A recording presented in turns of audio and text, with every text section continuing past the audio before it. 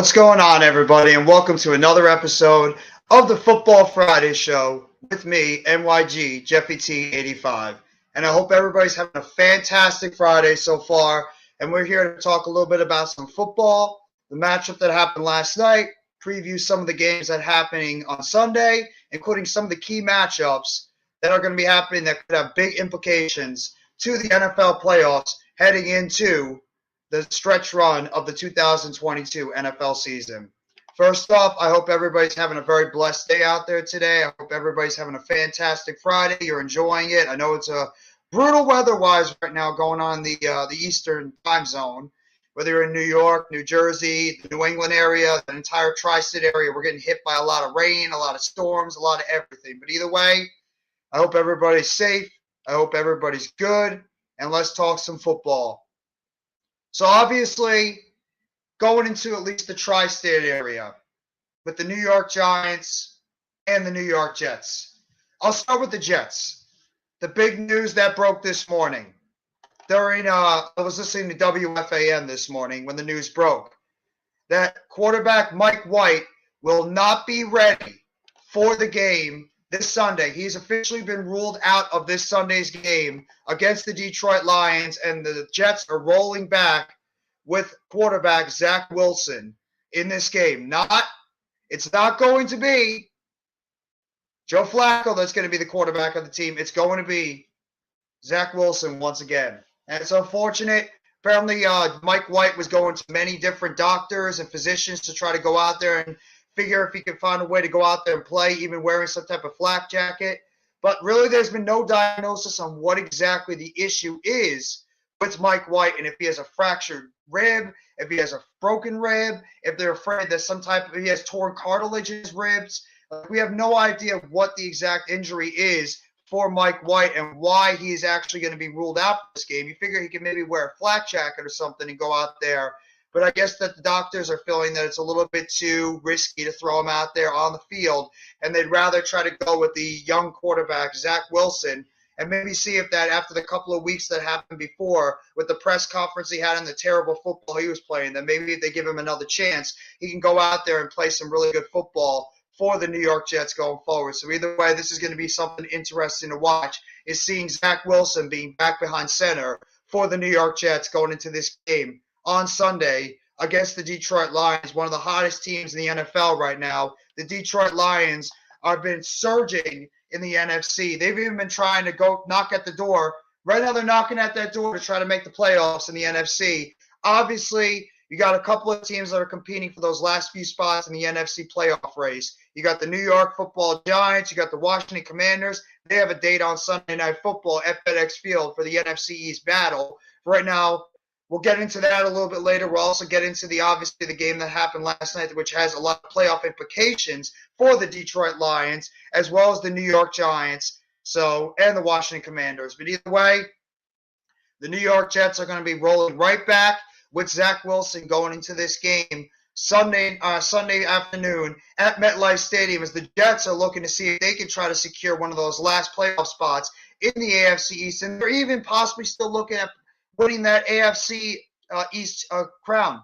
Because right now the Bills and the Dolphins look like they're in control of that division. And the Bills and the Dolphins have a big-time football game going on in Buffalo on Saturday Night Football. So just be on the lookout for that. The Bills can take command of that AFC East, and they can find a way to pull off the victory, which is going to be a very snowy and very catastrophic. It's going to be a crazy Saturday Night Football game down there in Buffalo, Upper Eastern New York. So just be on the lookout for that. But the Jets, is Zach Wilson going to be able to quiet the noise? Is he going to be able to learn from his mistakes? And is he going to be able to go out there and perform at a high level with the New York Jets heading into this critical game against the Detroit Lions? That's the biggest question. You obviously saw what Mike White was doing for that football team. He energized that football team. Everybody's coming out there wearing the Mike effing White shirts now. Mike White taking over the city. Mike White this, Mike White that. Everybody's loving what Mike White's doing right now for that Jets team. But either way, now Mike White unfortunately suffered a serious injury similar to what happened to him last year when he was rolling after that terrific performance he had against the Bengals last year. And he unfortunately suffered that season-ending injury. The team went back to Zach Wilson, and we all know what happened towards the end of that season. And then now with this again, Mike White gets his opportunity again with the New York Jets. He plays 2 good games overall. Let's just be real. I mean, he didn't play a bad game against the Vikings, even though they lost a tough one in Minnesota last week. But at the same time, the Jets, they're going to see now what they can get possibly from their second overall pick. There's been some conspiracy theories going out there that maybe the Jets wanted to try to do this the entire time. Maybe the doctors and the team was going behind everybody's backs so they could possibly get Zach Wilson back out there because he is the number 2 overall pick in 2021. They want to still get another look at this kid. Joe Douglas drafted him. Robert Saleh was there when they was picked, etc., etc., etc., etc. So we really have to wonder if the Jets are going behind the scenes to see what exactly Zach Wilson could still bring to the table for this team. He's still a young quarterback. But we'll wait and find out. This is a big game for the New York Jets. It's also a big game for the Detroit Lions. Now we're getting down to the home stretch. Last 4 games of the season. Every one of these teams right now want to go out there and try to notch their ticket to the playoffs. Every team just wants to even go out there and try to get some type of playoff experience. So you have to wonder what exactly the Jets are going to get from Zach Wilson as well as their defense. The defense has not been as opportunistic as it was at the beginning of the season. They need to go out there and try to slow down this high-powered Detroit Lions team that seems to be putting up 25, 30, even 35 points per game now in the past few games. So you're wanting to see if this Jets defense that many people, including myself, have been going out there and praising, can go out there and step up and play that type of football game to really edge themselves back into this playoff race, as well as try to edge themselves back into the good graces of football fans out there. That's what you're really wondering right now when it comes to the New York Jets. Can Zach Wilson get the job done when called upon? Can he tap into that talent that everybody sees in him, but not have any of those types of setbacks that he's had previously in other years? That's what you're wondering from a guy like Zach Wilson. You really are. And Detroit Lions, this is a big game for them. And actually, while we're getting into this, I'm going to go right into the game that happened last night, which has a lot to help do with the New York Giants and the Washington Commanders game that's going to get into a little bit.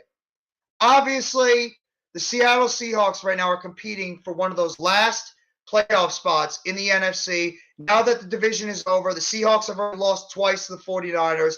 The 49ers have officially clinched a playoff spot in the NFC. And now going forward, you have to see what's going to be happening with the Seahawks. They've been on a little bit of a slide as well. So we're going to have to wait and see if the Seahawks can find a way to bounce back. Geno Smith, he's still playing solid football out there. But the Seahawks now, they're just trying to make it into the dance. It seems like the NFC West is a little bit out of reach for them. So now the Seahawks are just trying to right the ship and try to get into the playoffs. It's not going to be easy.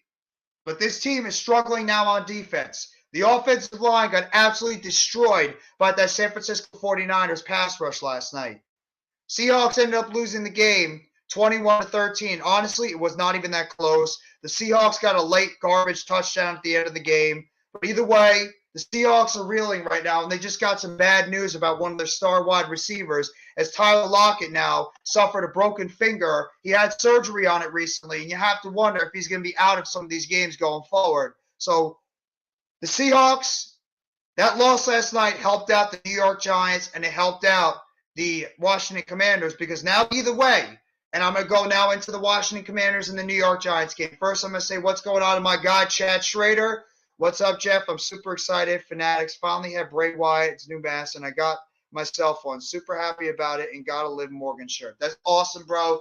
Glad to hear about that, man. I know you had an awesome time at one of the recent Christmas shows that happened around SmackDown. Awesome to hear that you got one of those, that new Bray Wyatt mask that came out. And you know what? Good luck to your Pittsburgh Steelers going into this Sunday's weekend. I know it's been a rough season for them, but they should be able to handle business against the Carolina Panthers on Sunday. Now to the New York Giants and the Washington Commanders. Obviously, with the loss last night by Seattle, it's not going to even matter. Whoever wins this game, whoever loses this game is still going to be in the playoff position. They're still going to be in the playoffs if the season ended this weekend because of Seattle losing and Seattle dropping to 7-6, 7-7 on the season. So if the Giants or the Commanders lose, they would still be 7-6-1, and that tie actually puts them in position to make the playoffs. So in a way, that tie helps both the Giants and the Commanders. Obviously, the Giants, they don't have the tiebreaker right now against the Seahawks because they lost them earlier in the season. And I believe the Washington Commanders did beat the Seattle Seahawks earlier, so they would actually have the tie over Seattle. But right now, getting into this football game on Sunday Night Football, the bright lights are on it. Daniel Jones, Taylor Heinicke, Saquon Barkley, Brian Robinson, Commanders defense, Giants defense. Giants have been reeling right now. A lot of Vegas and all the picks, the media out there, the pundits, everybody's picking against the New York Giants. Even a good amount of the Giants fan base is picking against the New York Giants. I myself, I'm a little weary about this football team. But at the same time, this is not a game they can't win. The Giants can still go out there and win this football game Sunday against the Washington Commanders, even though things look stacked against them. I don't know if you guys saw the injury report that happened this afternoon. I dropped the video earlier, the black and blue injury report. The Giants will be without Adoree Jackson again this weekend. So Jackson's not going to be out there guarding the perimeter against that very, very talented trio of wide receivers for Washington, Curtis Samuel, Jahan Dotson, and obviously Terry McLaurin. So they're going to be rolling out there with Nick McLeod, Rodarius Williams, Darnay Holmes, and Cordell Flott as their top four cornerbacks. It doesn't look like that, even though Xavier McKinney might get activated off the reserve NFIL list, that he possibly could make his return Sunday, but I think that they're going to hold him out, maybe to see how he looks against the Minnesota Vikings. Maybe they hold him out for that weekend. We'll have to wait and see. But either way, there's probably not going to be any McKinney. I'm not sure about Ben Bredeson. Still have to wait on the news about Bredeson. He could get activated from injured reserve, and we could use him out there at left guard because either way, if he doesn't play, you're going to be seeing Nick Gates still out there at left guard. You're going to see John Feliciano at center. And, of course, you're going to see Mark Lewinsky at right guard, who has not been good at all. And Evan Neal has struggled since he's come back from his injury from a sprained MCL. Miles Jack is out. Kenny Pickett's still out, but I hope they start Mason Rudolph over the biscuit, Mitch Trubisky. I mean, at this point, why the hell not? If you're not, Pickett's not going to play. Why the hell not start, Mason Rudolph? I think he's a free agent after this year anyway. Get what you can from the kid. If he doesn't work out, just let him. He's obviously not going to come back to the team next year. So, yeah, at this point, why not? See what you can get from Mason Rudolph. It doesn't hurt, because he's not coming back to the Pittsburgh Steelers either way. And Trubisky, you already know what the guy is. He's not anybody that's going to really take you over the top. So either way, I get it. But when it comes to the New York Giants on this game Sunday night, the Giants have to do a couple of things much better that they have not done in the previous few games. They need to stop the run. That's one of the biggest bugaboos of this football team for the past couple of weeks. They can't stop the run. They gave up 253 yards against the Philadelphia Eagles last week. You cannot give up that much yardage on the ground if you're expecting to go out there and win these football games. If you're going to give up 50-plus yards, or 250-plus yards on the ground, you are not winning. And that's exactly what this Giants run defense has been giving up in the past few weeks. They did it against Detroit. They did it against Washington. And then they did it last week against Philadelphia. The Giants have got to do better in their run defense. And Antonio Gibson and Brian Robinson. Robinson's been coming on lately, running the football ever since he came back from that horrific thing that happened to him in the offseason. We already know what it is. But he's been running the football a hell of a lot better lately. So Robinson is still a concern in the rushing game. And obviously Antonio Gibson, he's another one of those change of pace backs, and he can even play in the receiving game. So you have to watch out for that Washington Commanders run game. You cannot take them lightly at all. And the Giants have got to get better play in the inside from their linebackers. They've got to do a better job on the outside when it comes to their outside linebackers, keeping contained in the run game and not allowing the Washington Commanders to be able to run the football to the outside and up the middle. As well as you need to have much better tackling from your linebackers, from your outside linebackers, your inside linebackers, your safeties, cornerbacks, everybody. You need to have all these guys play a hell of a lot better than they did before. Thank God we don't live in Chicago because they are getting the Buffalo, New York snow. I am not ready for snow yet in my area. None of us are, bro. None of us are ready for that snow. We cannot stand snow, but I heard it's supposed to snow in the tri-state area, I think sometime next week. I know it's supposed to snow in the northern New York area near Buffalo for the game on Saturday night. I'm actually going to be calling that football game for the Bills and the Dolphins Saturday Night Football. I did hear about this, Blue City, and thank you so much for coming by the live stream. I hope you're enjoying your Friday. Breaking news, Landon Collins is expected to be elevated from the practice squad to play on Saturday or Sunday. Yep, I did hear about that, and the Giants are planning on making Tay Crowder a healthy scratch. I am not going to complain about that at all. The dude has been garbage pretty much since he's come on here. Alex, what's going on, bro? Hope you're doing well. Thank you so much for coming by the live stream. Karim, how are you doing, bro? I will be in Houston next week. Good luck, man, over there. Have a good time over there in Houston, and I should say good luck to your Cowboys that I really don't want to.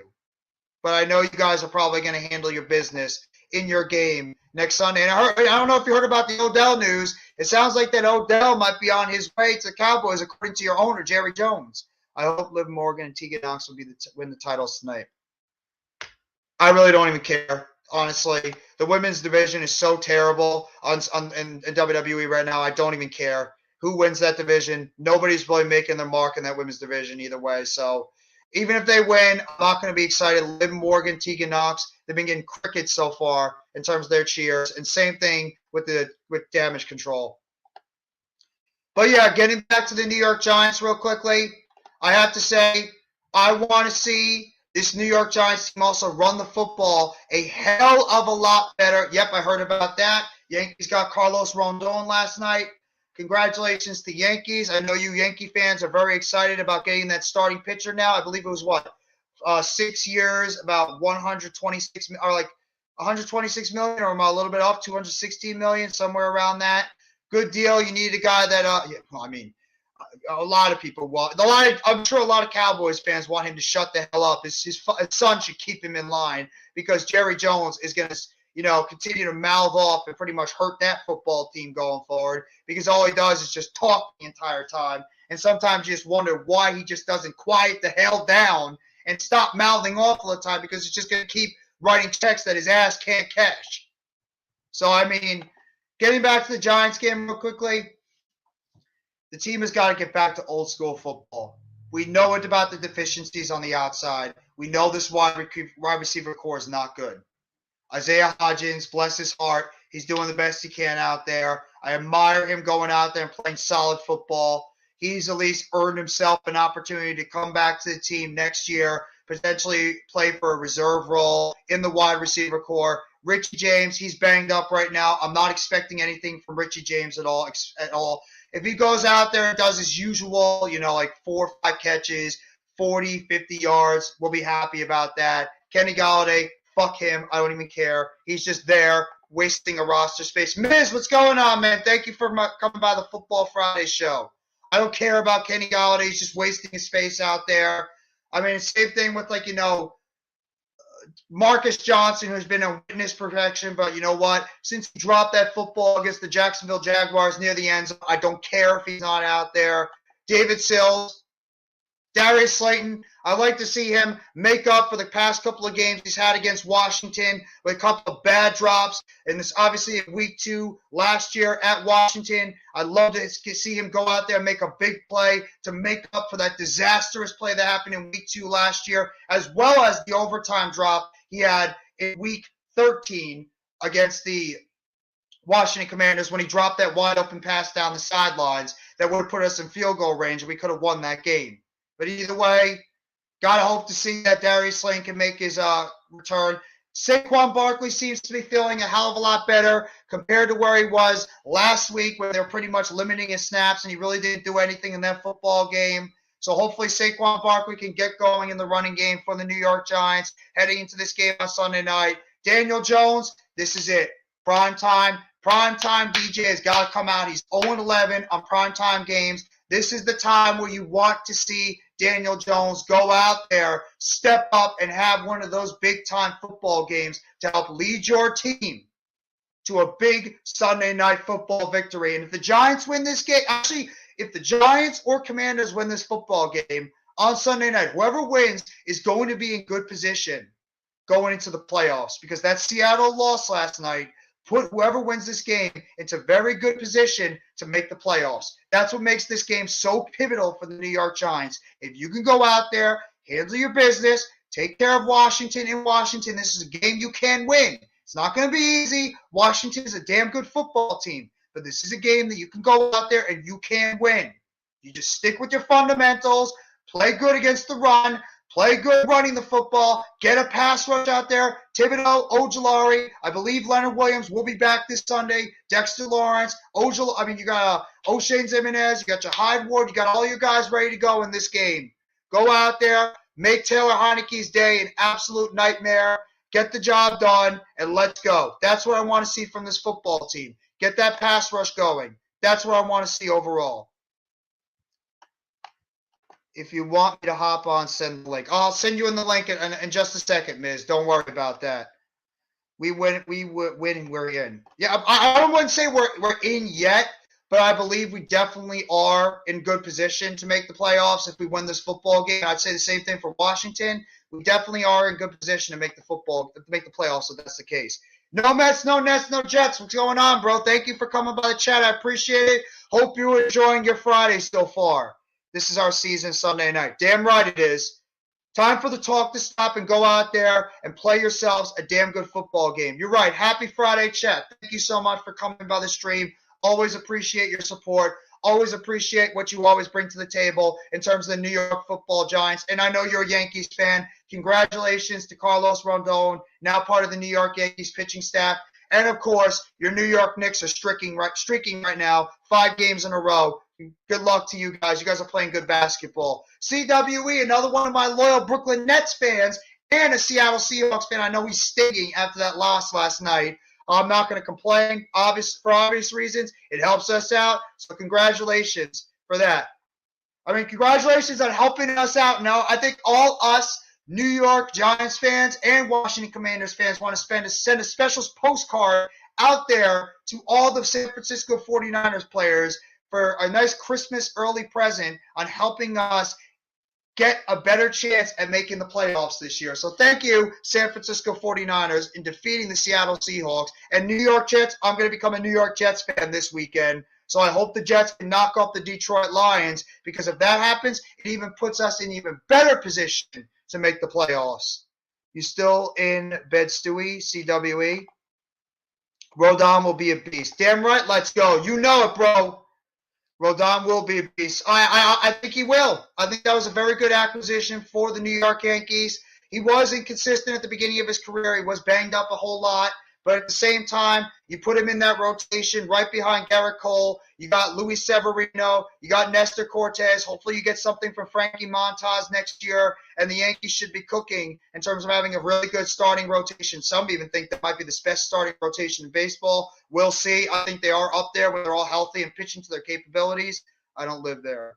Well, either way, I know you're a Seahawks fan, so I know you're frustrated with obviously what happened last night. You can't blame Geno Smith. He went out there and actually played a good game. It's your offensive line that could not stop San Francisco. The 49ers were harassing Geno Smith literally the entire game, and your defense could not stop Brock Purdy. Brock freaking Purdy. Are we serious here? Brock Purdy, 2 games in a row, back-to-back games, playing absolutely great football. George Kittle looking like the George Kittle that we seen a couple of years ago at tight end. And obviously, the Seattle Seahawks defense could not slow down that San Francisco 49ers offense. That team is just clicking on all cylinders. And if Brock Purdy keeps continuing to play the football that he's playing right now, that team is going to be talked about as a perennial Super Bowl contender heading into the season.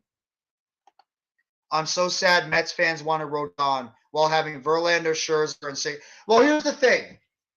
Verlander and Scherzer are 40-year-old pitchers, or close to 40-year-old pitchers. Both of them have had injury issues over the past couple of years.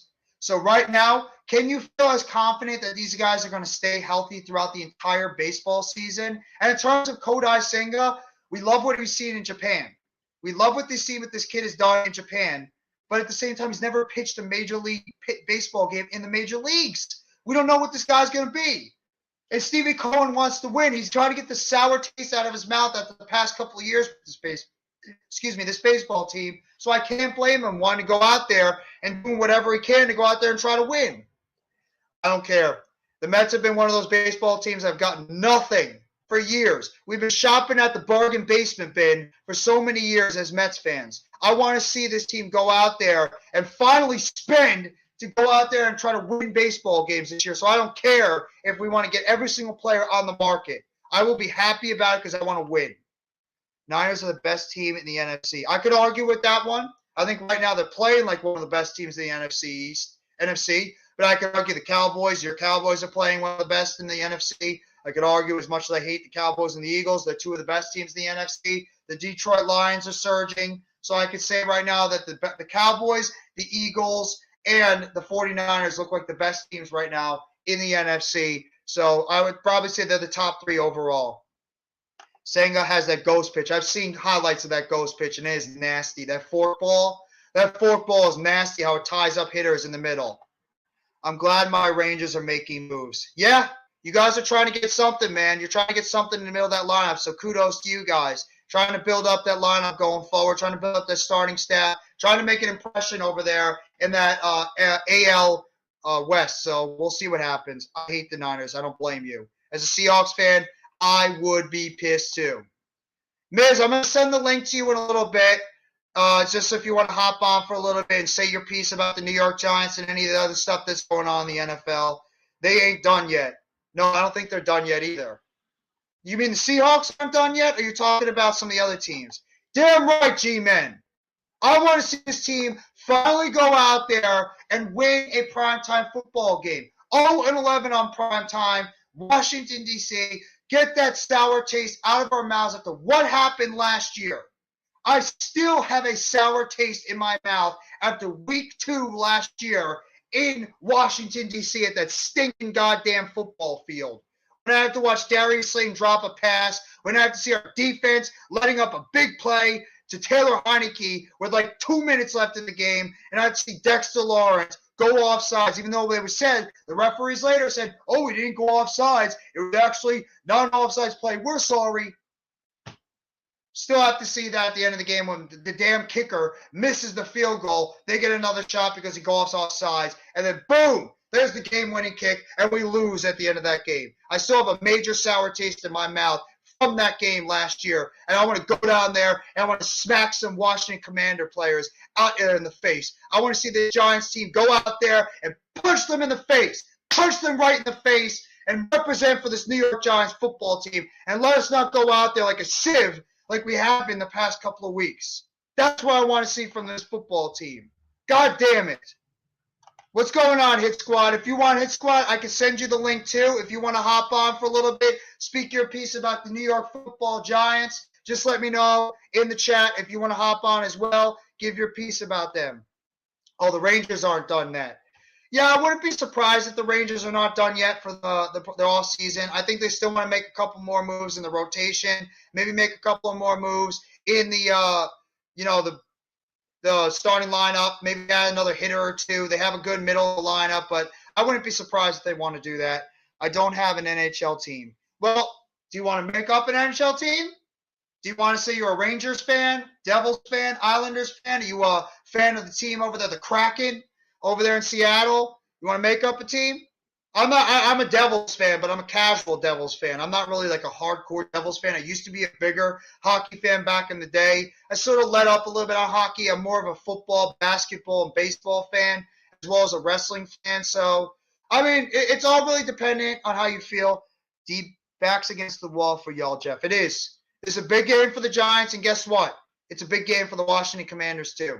I cannot forget about the Washington Commanders as well. It's a big game for both these teams in the NFC East. Both teams are going out there trying to, see if they can punch their ticket into the playoffs. And that Seattle loss has really helped out both teams in the end. So We'll have to wait and see what's going to happen for both these teams going forward. But either way, I'm excited to see what's going to happen for the New York Giants heading into this game on Sunday night. I want to see this team finally go out there and represent for their damn city. It's about damn time this football team goes out there and wins a primetime game. And Daniel Jones, this is your opportunity. Everybody has been slamming Daniel Jones every single week. This guy can't get it done in prime time. This guy sucks. He's just like, he's not good enough. He's like, 0-11 in prime time. He wilts under the pressure. Okay. Go out there on prime time at FedEx Field, a team that you normally play very good against, and get the job done against the goddamn Washington Commanders, your most hated rival, a team that you're sort of on par with right now in this NFL season. Get the job done. Go out there, win this football game, and get your team into the playoffs. That's what you want to see if you're a New York Giants fan, from Daniel Jones, from this offense, from this team. Can this offense give us something, please? Please? Can this offense give us something? I mean, I'm so tired of watching this offense just go out there and just 3 and outs. I mean, no movement in the pass game. The offensive line breaking down every single second. You saw what happened against Philadelphia. Nobody on that offensive line could protect. Even Andrew Thomas is now starting to show cracks on the offensive line, and though I'm not blaming him, Thomas has been one of our best players on offense. Graham Gano, anybody wants to shit on Graham Gano, just you are delusional when it comes to football. This dude missed a 58-yard field goal. What do you want the guy to do? The guy has been going out there and he's been doing everything possible to try to win these football games. He missed a 58-yard field goal after he made 6 straight 50-plus yard field goals. I mean, the last thing you want to do is complain about your kicker. Can the punter handle a goddamn football? Can the special teams cover on the special teams units? Can we get any type of return game? Jadon Mickens? The guy hasn't been in the league for like a year or two. Our return game has been garbage, and I really believe special teams is going to play a bigger factor in this game on Sunday than most people think. Everybody is making it believe that the special teams is not going to be a factor. It will be. Your punt game, your kick game, your special teams kick and punt coverage, as well as your special teams return and kick return game has got to be better. The Irrelevant fam, what's going on, bro? Thank you for coming by the chat. I appreciate it. And good luck to your Houston Texans, man. I know it's been a tough season, but either way, you guys are on your way to the #1 pick. I know you got your eyes on some of those big-time quarterbacks coming out in the draft. Obviously, C.J. Stroud and Bryce Young being the top 2 guys. Thank you so much for coming by the stream, and I hope you're enjoying your Friday so far. Appreciate it sincerely. And I just want to see this football team go out there and at least give us something. Give us something on offense. Give us give us a fight. Go out there and show that this team is not just going to go start crumbling at the end of the season. And honestly, and you guys can bash me all you want, think I was just riding the football train, and now I'm backtracking. I said this from the beginning of the season. I thought this New York Giants team would be a 7-9 win team when it's all said and done. And look where we are right now.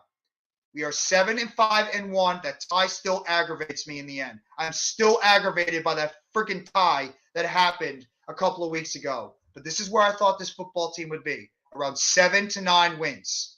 And if we split the next couple of games, guess what? We are 9 wins. It's not going to be easy. Washington is going to be a very tough game.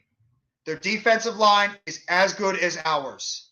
Do not underestimate how good that pass rush of Washington is. And I just saw the injury report for them. Chase Young right now is questionable going into this game. I do believe he's going to play because Washington is going to want him out there, maybe limit his snaps, but get him out there as a pass rush specialist, especially against a guy like Evan Neal, who has struggled so far since coming back from his own knee injury. So you know that 4/5 of our offensive line has been struggling. And Ben Bredesen does not get activated from injured reserve on Sunday, you're going to be rolling out the same guys you had a couple of weeks ago.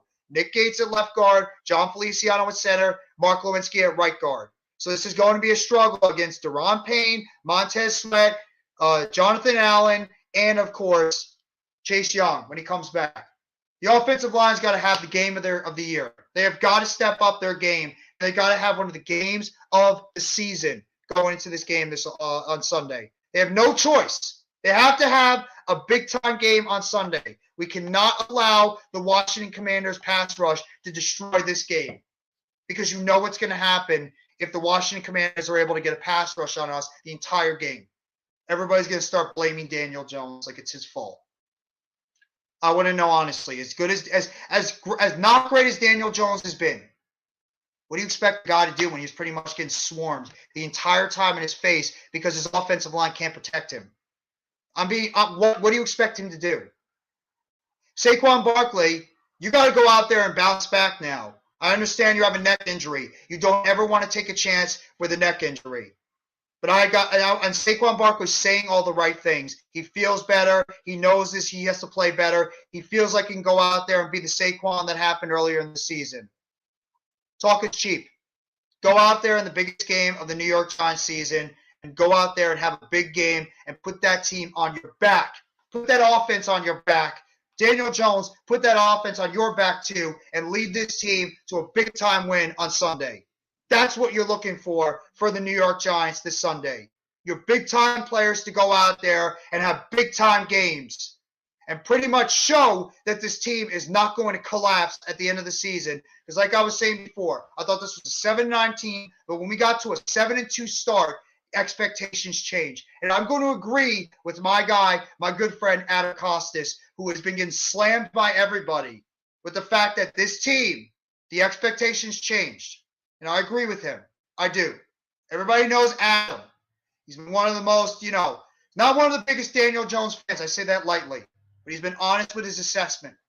And I honestly agree with him 100%. The dude's right. The expectations on this football team changed when we started off 7-2. We can't just go back and waver and say, oh, well, they got off to a 7-2 start. They've lost a few games now. This is what we expected. No, I'm sorry. When you get off to the start, you have expectations do change. You cannot make injuries an excuse. Shout out to NYG22. He said that, and he's right. You can't make injuries an excuse with this football team anymore, because guess what? Everybody in the NFL is hurt at this point in the season. When you get to week 13, 14, 15 in the NFL season, everybody's missing players for seasons. Everybody is all banged up. Everybody in this point of the season is hurting. You have to go out there, you got to man up, and you got to punch this team in the face, and you got to go out there with the guys you have on the football field and show the heart, show the determination, show the grit that you can go out there and win this football game. And I'm not just doing this to be Mr. Rah-Rah New York Giants fan. I'm saying this because this is what you want to see for your football team on a consistent basis towards the end of the year. And if this team wants to be a playoff team, which a lot of people are writing this football team off now, a lot of people are writing this football team off, saying they are not a playoff team. They're where we thought they would be. Go out there and shut those pundits up. Have a terrific Sunday night football performance against your division rival that we think Giants fans believe we can beat. Go out there and get the job done. That's what I want to see from this football team. It's right there in front of you. And I'd say the same thing for Washington, because you don't think this is a big game for them too? Both these teams sit at 7-5-1. Obviously, the Seattle loss last night helps both teams, as neither team will be out of the playoffs if the playoffs start after this weekend. Because of Seattle losing and them being 7-7, the loser of this game will still be 7-6-1 and still be in that 7th seed. Either way. But it's such a big game because the Giants win this game. It really, really puts us in a terrific shot of making the playoffs. And at this point, I want to make the playoffs. I want to be in the dance.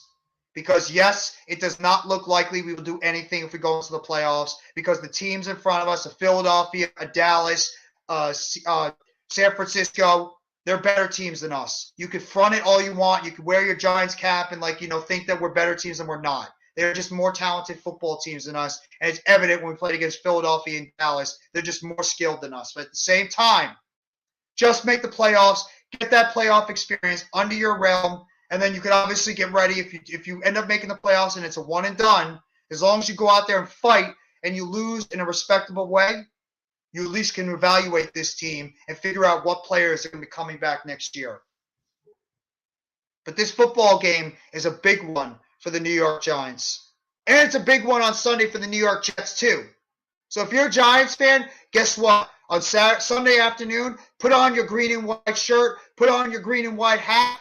Make sure you're going to be rooting for them New York Jets, because if they could knock off Detroit, it's a major, major win for the New York Giants, because that's another team that's knocked down even more that helps out the New York Giants. Because remember, we cannot get into a tie with the Lions or the Seahawks. They have the edge on them because they both beat us during the season. We cannot afford to tie both those football teams. They have the edge on us. So the Giants have got to be able to go out there and get the job done. Handle your business.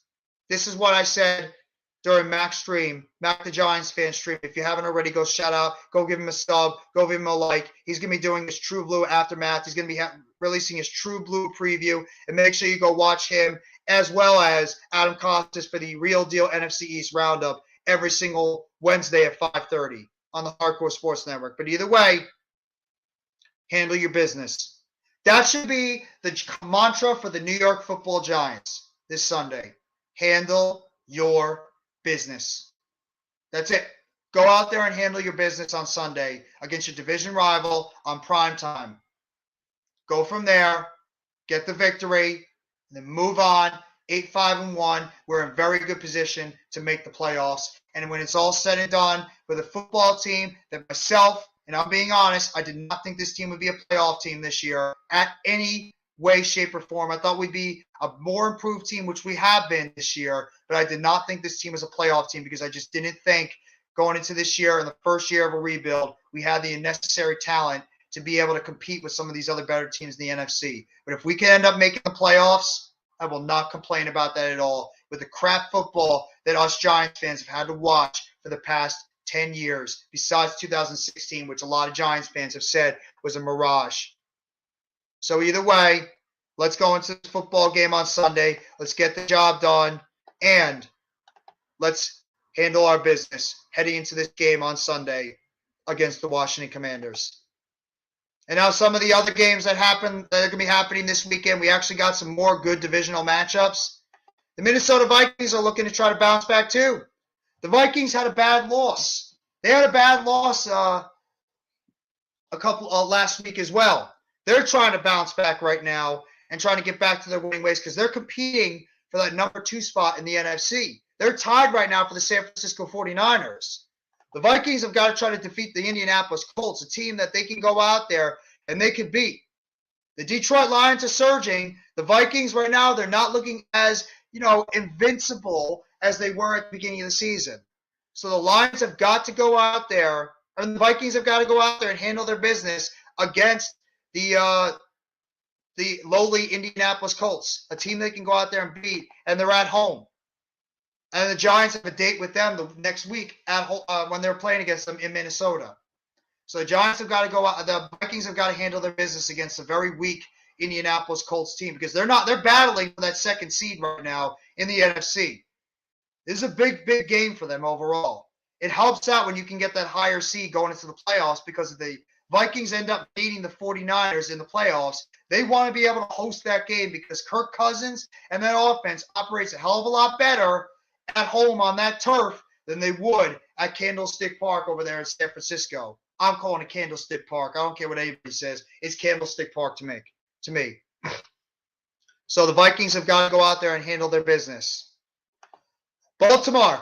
Obviously, you guys heard the news about Huntley. He's going to be back at quarterback. The Baltimore Ravens right now are competing for that division. They want to try to win that NFC North. They got the Cincinnati Bengals, who have been really on a roll lately. The Baltimore Ravens are trying to win the AFC North. The Bengals are rolling right now as one of the best teams in the AFC. A lot of people didn't think the Bengals would be able to repeat. I had a feeling this Bengals team, with the talent they have on this offense, would still be one of those teams to watch out for in the AFC, and that's exactly what they're doing right now. Jamar Chase has come back. He's rolling right now on that offense. T. Higgins, Tyler Boyd, Joe Burrow is playing great at quarterback again. The offensive line seems to be gelling a lot better now going into the rest of the season. The defense is playing better now. The Bengals are rolling, so the Baltimore Ravens have got to try to, stay at the same level as the Cincinnati Bengals going into this game on Sunday. And the Browns, Deshaun Watson has looked very pedestrian heading into this game this Sunday. He really has. He's looked very pedestrian since coming back from suspension. Now, obviously, he still might be trying to get the legs underneath him, but Deshaun Watson has not looked like the quarterback that a lot of people remember him to be a couple of years ago in Houston. And you would expect that from a guy who's not played any NFL for about a year and a half until these last couple of weeks. But either way, Watson's not looked that great for the Browns, and you have to wonder if maybe it wasn't the best idea for them to take out Jacoby Brissett. Obviously, the reason why they would do that is because why would you not play Deshaun Watson when you're paying him as much money as you did going into the offseason? The dude is a special talent. He just needs to get his legs underneath him. But either way, I think the Ravens are going to handle their business on Sunday. I really do. I really believe the Baltimore Ravens need this game. They need to maintain that tie for the AFC North. They can't allow the Bengals to be able to break away from that division. So it's going to be a big game either way in the AFC North. You also got to look at the Miami Dolphins and the Buffalo Bills.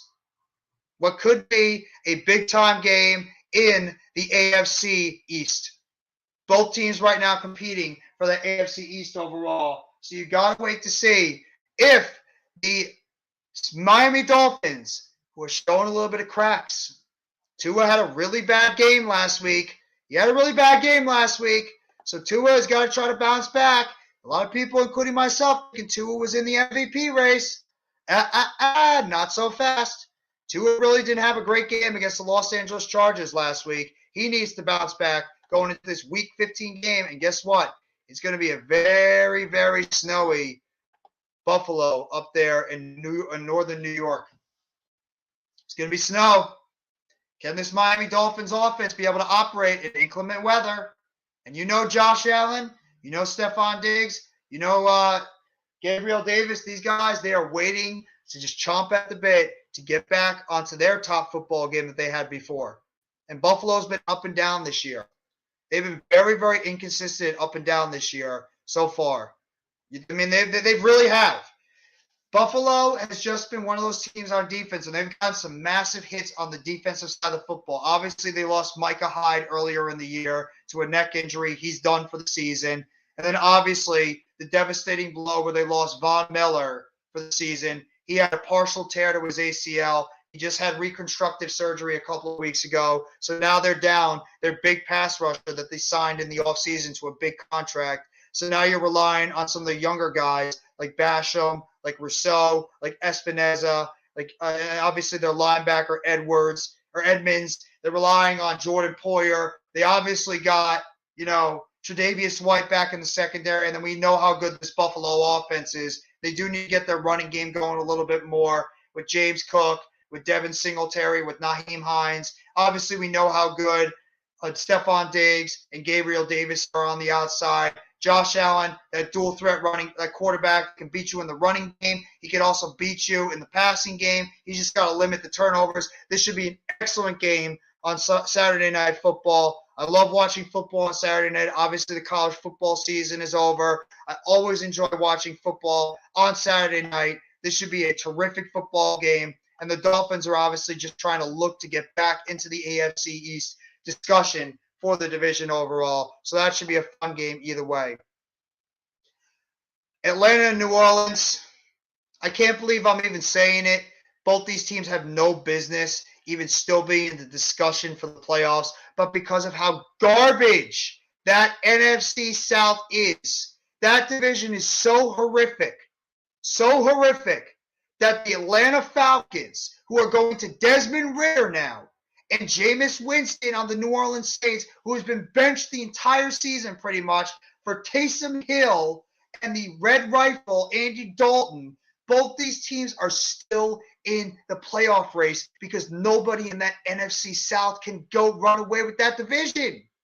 That's how bad that division is. The Tampa Bay Buccaneers, who should be running away with that division right now, are so bad right now, and they're so inconsistent. Tom Brady, I actually heard a report today that it sounds like NFL executives are expecting Tom Brady to walk away at the end of the season. He's going to finally retire. Next year for Andy's probably throwing a party right now because he loves Tom Brady. But that Bucs team has been so bad this year. They've been so bad this year that they have allowed the Carolina Panthers, who traded away Christian McCaffrey at the trade deadline, and they released their starting quarterback, Baker Mayfield. And they're rolling with Sam Darnold. They are still in the playoff hunt because this division is so abysmal. That's just finally, absolutely, it's mind-boggling how bad this division is. That the Panthers, the Falcons, and the Saints are actually in discussion to still make the playoffs because the Bucs can't get out of their own way as much talent they have on offense. Now, obviously, they've suffered some major injuries on their offensive line. Tristan Wirfs has been out the past couple of weeks with an ankle injury. Obviously, they lost Ryan Jensen at the center position, which has killed them in the middle of the offensive line. Donovan Smith at left tackle has not been anywhere as good as he was before. They're starting some kid at left guard who has not played well. Shaq Mason taking over for Alex Kappa. Aldi Marpet was at left guard. Alex Kappa was at right guard. Obviously, the offensive line has not come together. Shaq Mason has not been as good at right guard compared to what they had last year. But either way, this NFC South has been so bad that you can honestly say the Atlanta Falcons, the New Orleans Saints, and the Carolina Panthers still have an opportunity to make it to the playoffs. Get ready, a historic nor'easter headed towards East Coast for next week, calling it this Xmas nor'easter. I heard it's not really going to hit like certain areas in New Jersey, though. It might hit like, a little bit lower. And I've heard historic nor'easters for so many years. I got to see it to believe it, honestly. I got to see it, Miz. I heard it's not hitting New York City. I heard it's hitting more towards like the south. New York City and those areas might still get hit. But I got to see it to believe it, honestly. We'll wait and see. I mean, it really doesn't hurt me, but either way, is anybody really surprised it's going to start snowing around this area? But we'll wait and see what's going to happen. Hopefully it doesn't snow as much, but it might say it's going to be coming now, but weather obviously changes from now until then, but we'll see. But getting back to the NFC South, I mean, does anybody really want to win this division, honestly?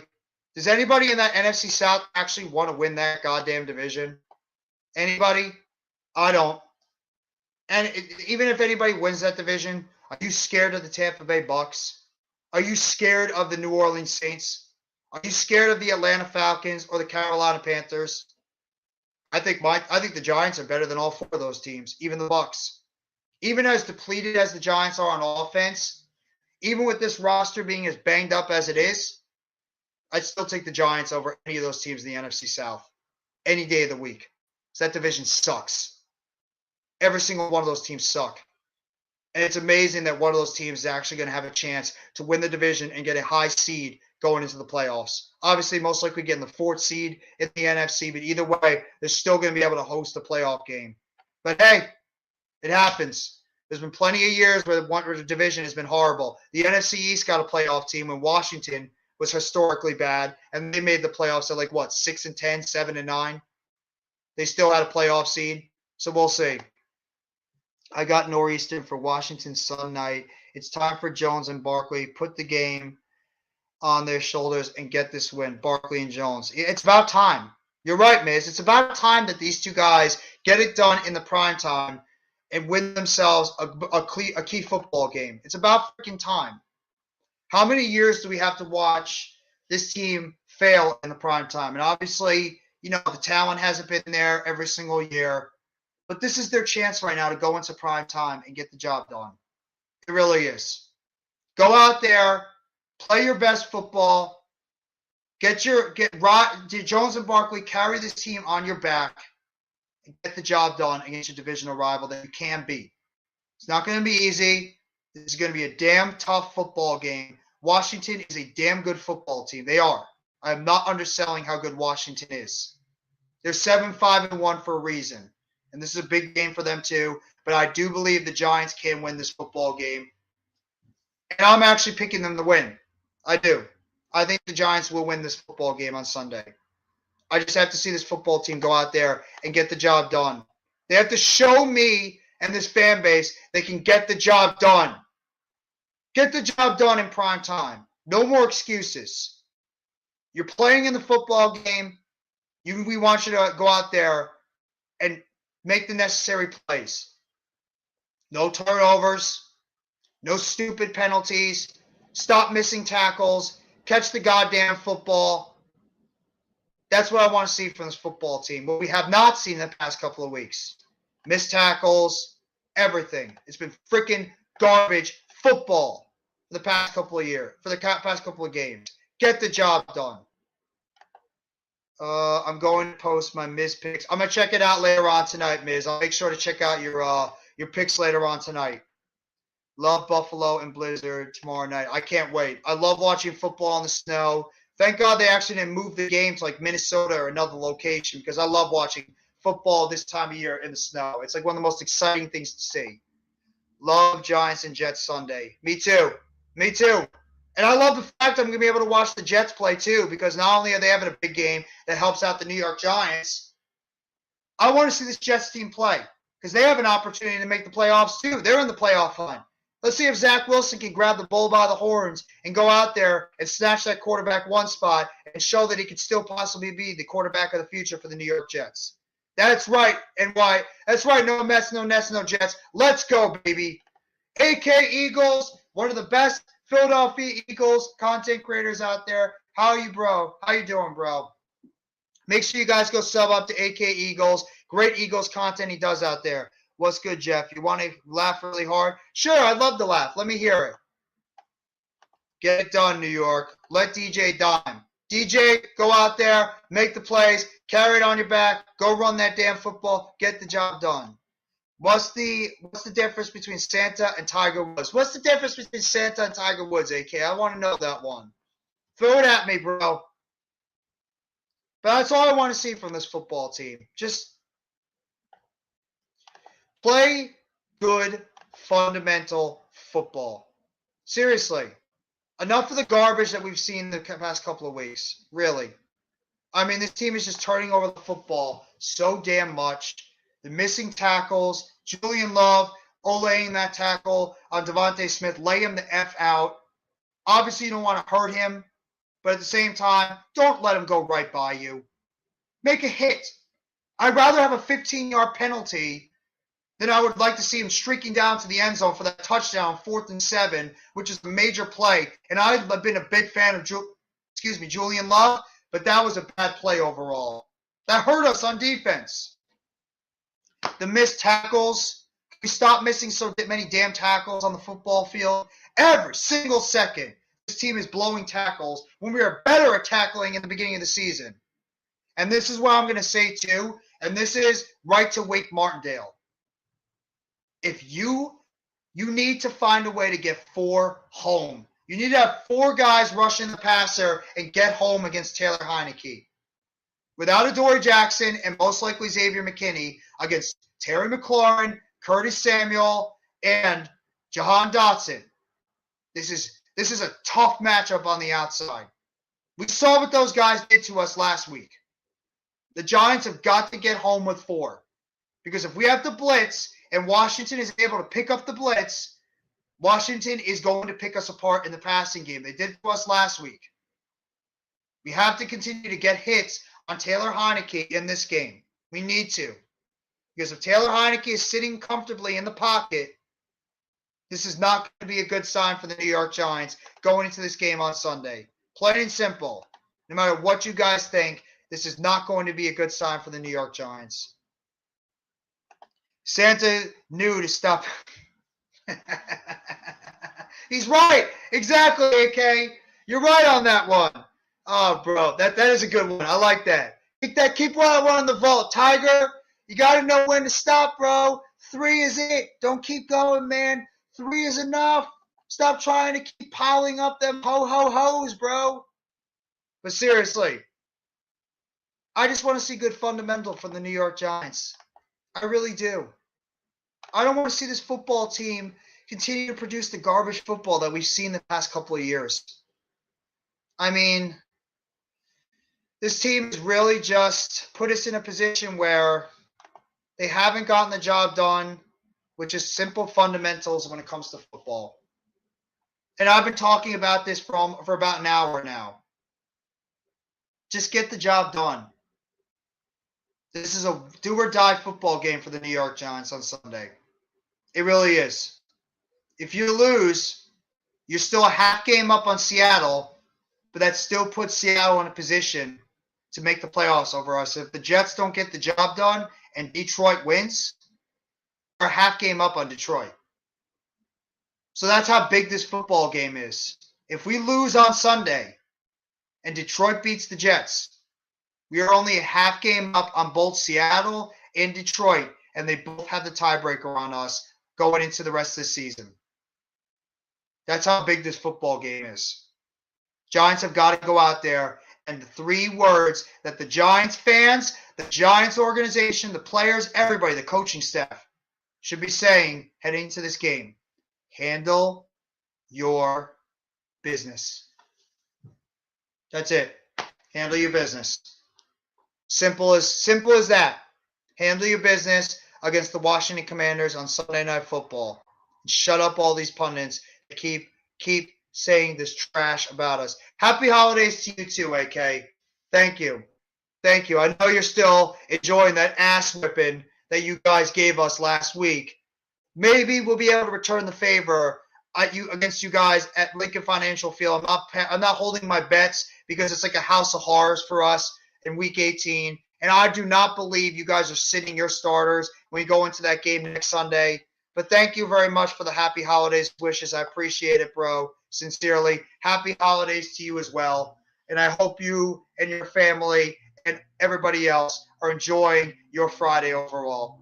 Either way, I've been talking for about an hour right now, a little over an hour, just going over some of the football games that are going to be happening this Sunday. A lot of key games for this Sunday in the NFC East, as well as, the AFC East, the NFC South, North, all these different playoff games. I want to know in the comment section from you guys, besides your own teams, what other football games are you looking forward to seeing this Sunday? What football games are you excited to see on Sunday and Saturday? Because there's going to be 3 games going on Saturday tomorrow. You obviously got the Indianapolis Colts against the Minnesota Vikings, 1 o'clock on Saturday afternoon. You got the Baltimore Ravens taking on the Cleveland Browns. And, of course, you got the Miami Dolphins taking on the Buffalo Bills. So you got 3 good matchups on Saturday. And then, obviously, you have the games going on Sunday with the Giants and the Commanders tapping off Sunday Night Football, the major NFC East football game going forward. But I want to know, what are your guys' games you're looking forward to this Sunday, heading into what is going to be a critical NFL weekend for a lot of these teams, because everything is still wide open in terms of the playoff spectrum, the 6th seed and the 7th seed in both the NFC and the AFC. And for the tri-state area, Giants and Jets, we're still in it. Both these teams are still in it going into the playoffs. Let's see if both these teams can go out there and continue to make a late season playoff push to get into the dance, because that's all you want as a fan. Get into the dance. And you never know what can happen. Even though the talent might not be there, even though it looks like that you're not going to be going anywhere this year, you look at some of these other teams, they look more talented than you. You never know when you get into the NFL playoffs. You just don't know. You don't know. You can see one of these football teams just coming out of nowhere and surprising you when you least expect it. Plain and simple. With any team, I say this with any team, not just the Giants. Any team going into this playoffs, you just never know who could come out of nowhere and end up getting a big victory and leading their team into some type of playoff run. Giants have already done it not once but twice. Eagles did it. Bunch of teams have done it. Baltimore did it a few years ago. There's always that team that if you're playing good football towards the end and you catch lightning in a bottle, you can go out there and you can really help and represent for your team going into the playoffs, because anything is possible in the NFL. even if there's a major talent gap. All you got to do is just go out there and play tough, hard-nosed football overall. And I also want to say thank you very much. We've had about 10 people in the chat at one point. Thank you all for coming by the live stream. If you guys have not already, please hit that like button and sub up to NYG Jeffy T 85. We're streaming right now on 5 different platforms on the Hardcore Sports Network's Twitch, YouTube, and Twitter account. We're also streaming on my YouTube account, NYG Jeffy T 85, as well as my Twitter account, Jeffy T 85. You guys can find that in the description right over here on the live stream. So make sure if you haven't already, go check them out.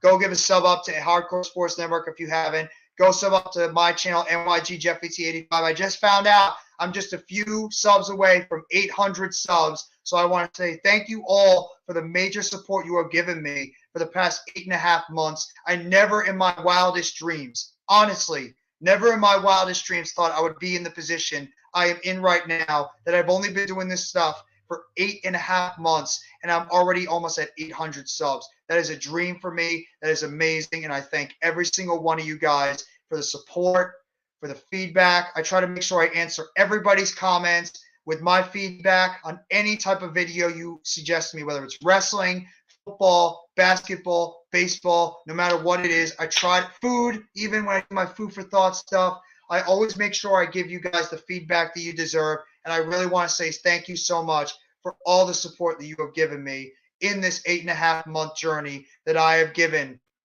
on YouTube since I first started. And of course, shout out to all the guys over there at the Big Blue Crew who were the ones that first gave me the opportunity to be able to do this YouTube thing. Big Pat Sports Talk, G Nation Inside Sports, Classified 3F with Joel, Sevi Mizrahi, NYG 22, G-Way with Jay Lay, Hit Squad Productions, Mac the Giants fan, Touchdown Chef, Big Blue in the Bronx, Coach Ed Gladney's Amazing World of Sports, Adam Costas, every one of these guys, Zion Zenith, everybody that's been part of the Big Blue Crew, and of course the Hardcore Sports Network. I can't forget about you guys too. Mitch Kofsky, AK Eagles, Tyler Anderson, Philly Sports Talk Podcast with Rob, Philly Sports Rap, Tone.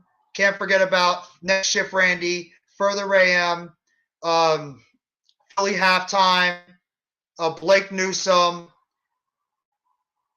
Sports for Life, everybody that's been part of the Hardcore Sports Network going forward. Seriously, Swoop Boys, can't forget about the awesome work that they do all the time. Hayden, can't forget about the job he does with the New York Mets. I want to make sure I get everybody's name out there, but really, thank you guys all for the support that you guys having me come in as just some dude that loves talking sports and wrestling and putting me in the position to have the early, success that I've had, and I really appreciate all you guys have done for me. I would not be in the position if it wasn't for you. So I really want to just give a sincere shout out to everybody from the Hardcore Sports Network and the Big Blue Crew, all the support that you guys have given me. So thank you. And look at that, right on time. Here he is, the leader of the Hardcore Sports Network, Mr. Mitch Kofsky, who I believe was chilling in his chill stream earlier. And I got to check out your stream that you were doing earlier with Rob and, of course, with Tyler, part of the Philly Sports Talk podcast. But Mitch, how are you doing on this Friday afternoon? I'm doing good, man. I'm doing good. I was thinking about doing the Sixers, but then I'm like, they're playing the Warriors with no Curry, no Clay, no Draymond, and no Wiggins. So they're pretty much sitting their entire team going into this game tonight. Yeah. So I'm not even going to stream that game. So, Well, if you want to get a win, you could stream it. If you want to get an easy win, that's the case. I'm not streaming it. I'm just going to relax. AK might do an Eagles thing. So he probably is he going to do the East meets West or the 2 East 1 East? It's just him. It's just going to be him, I think. Okay. So I might do it with him. I'm not sure yet, but maybe I'll hop on for a little bit if he's willing to. Maybe if I have time, I'll hop over there and say how bad you were. I already know how much we sucked. We can't beat that horse anymore. We already know how bad the New York Giants were last Sunday against the Philadelphia Eagles. Anybody with eyes saw how bad we were. So, that's nothing surprising. We're just not on the level of you guys in terms of talent. we have a major football game though coming up on Sunday night that we have to I win. might do that. I might be on that with you. Anybody that wants to come on, I appreciate it. Anybody that wants to hop on the channel, I'm welcome. I mean, I might need the support. If Tymus wants to hop on too, I don't know if he's busy.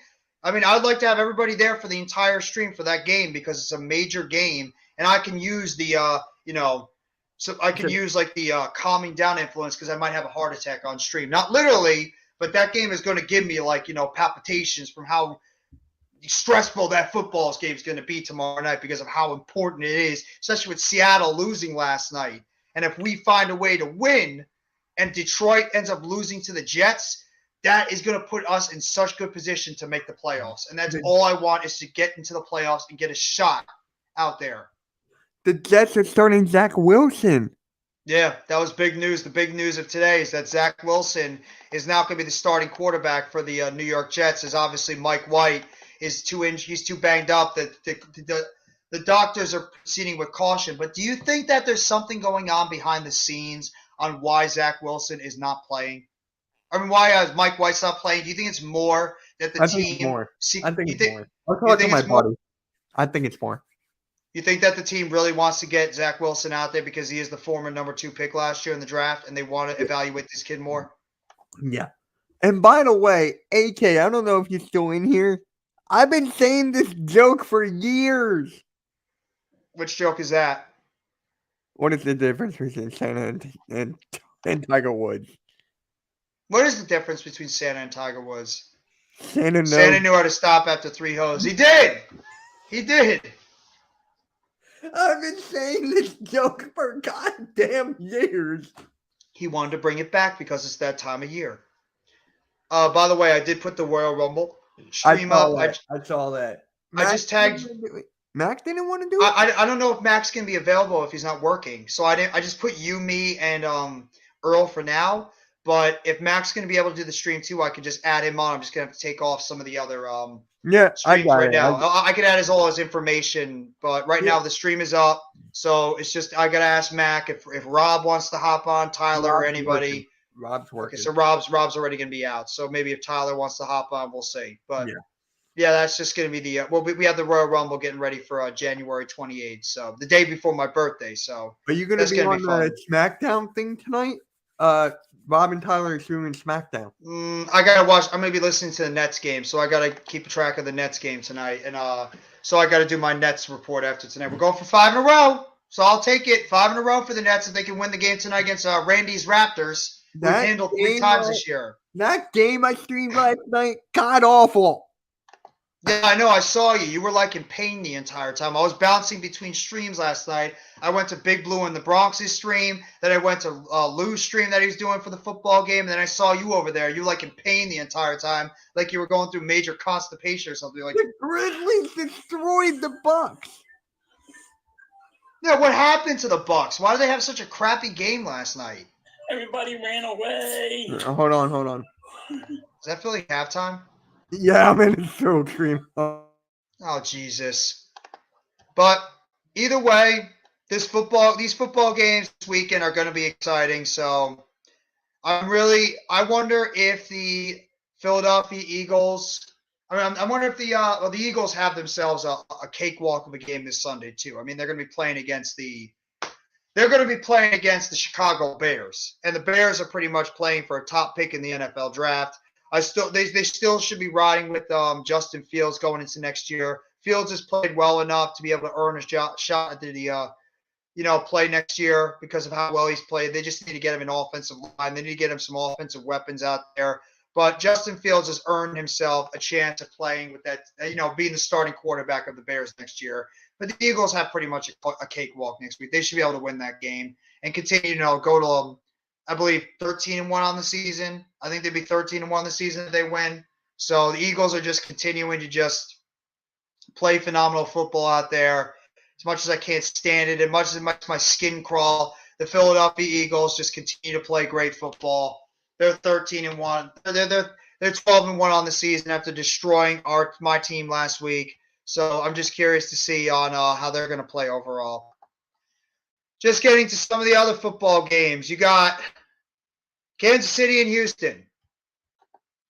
You want to talk about the best team in the AFC against the worst team in the AFC?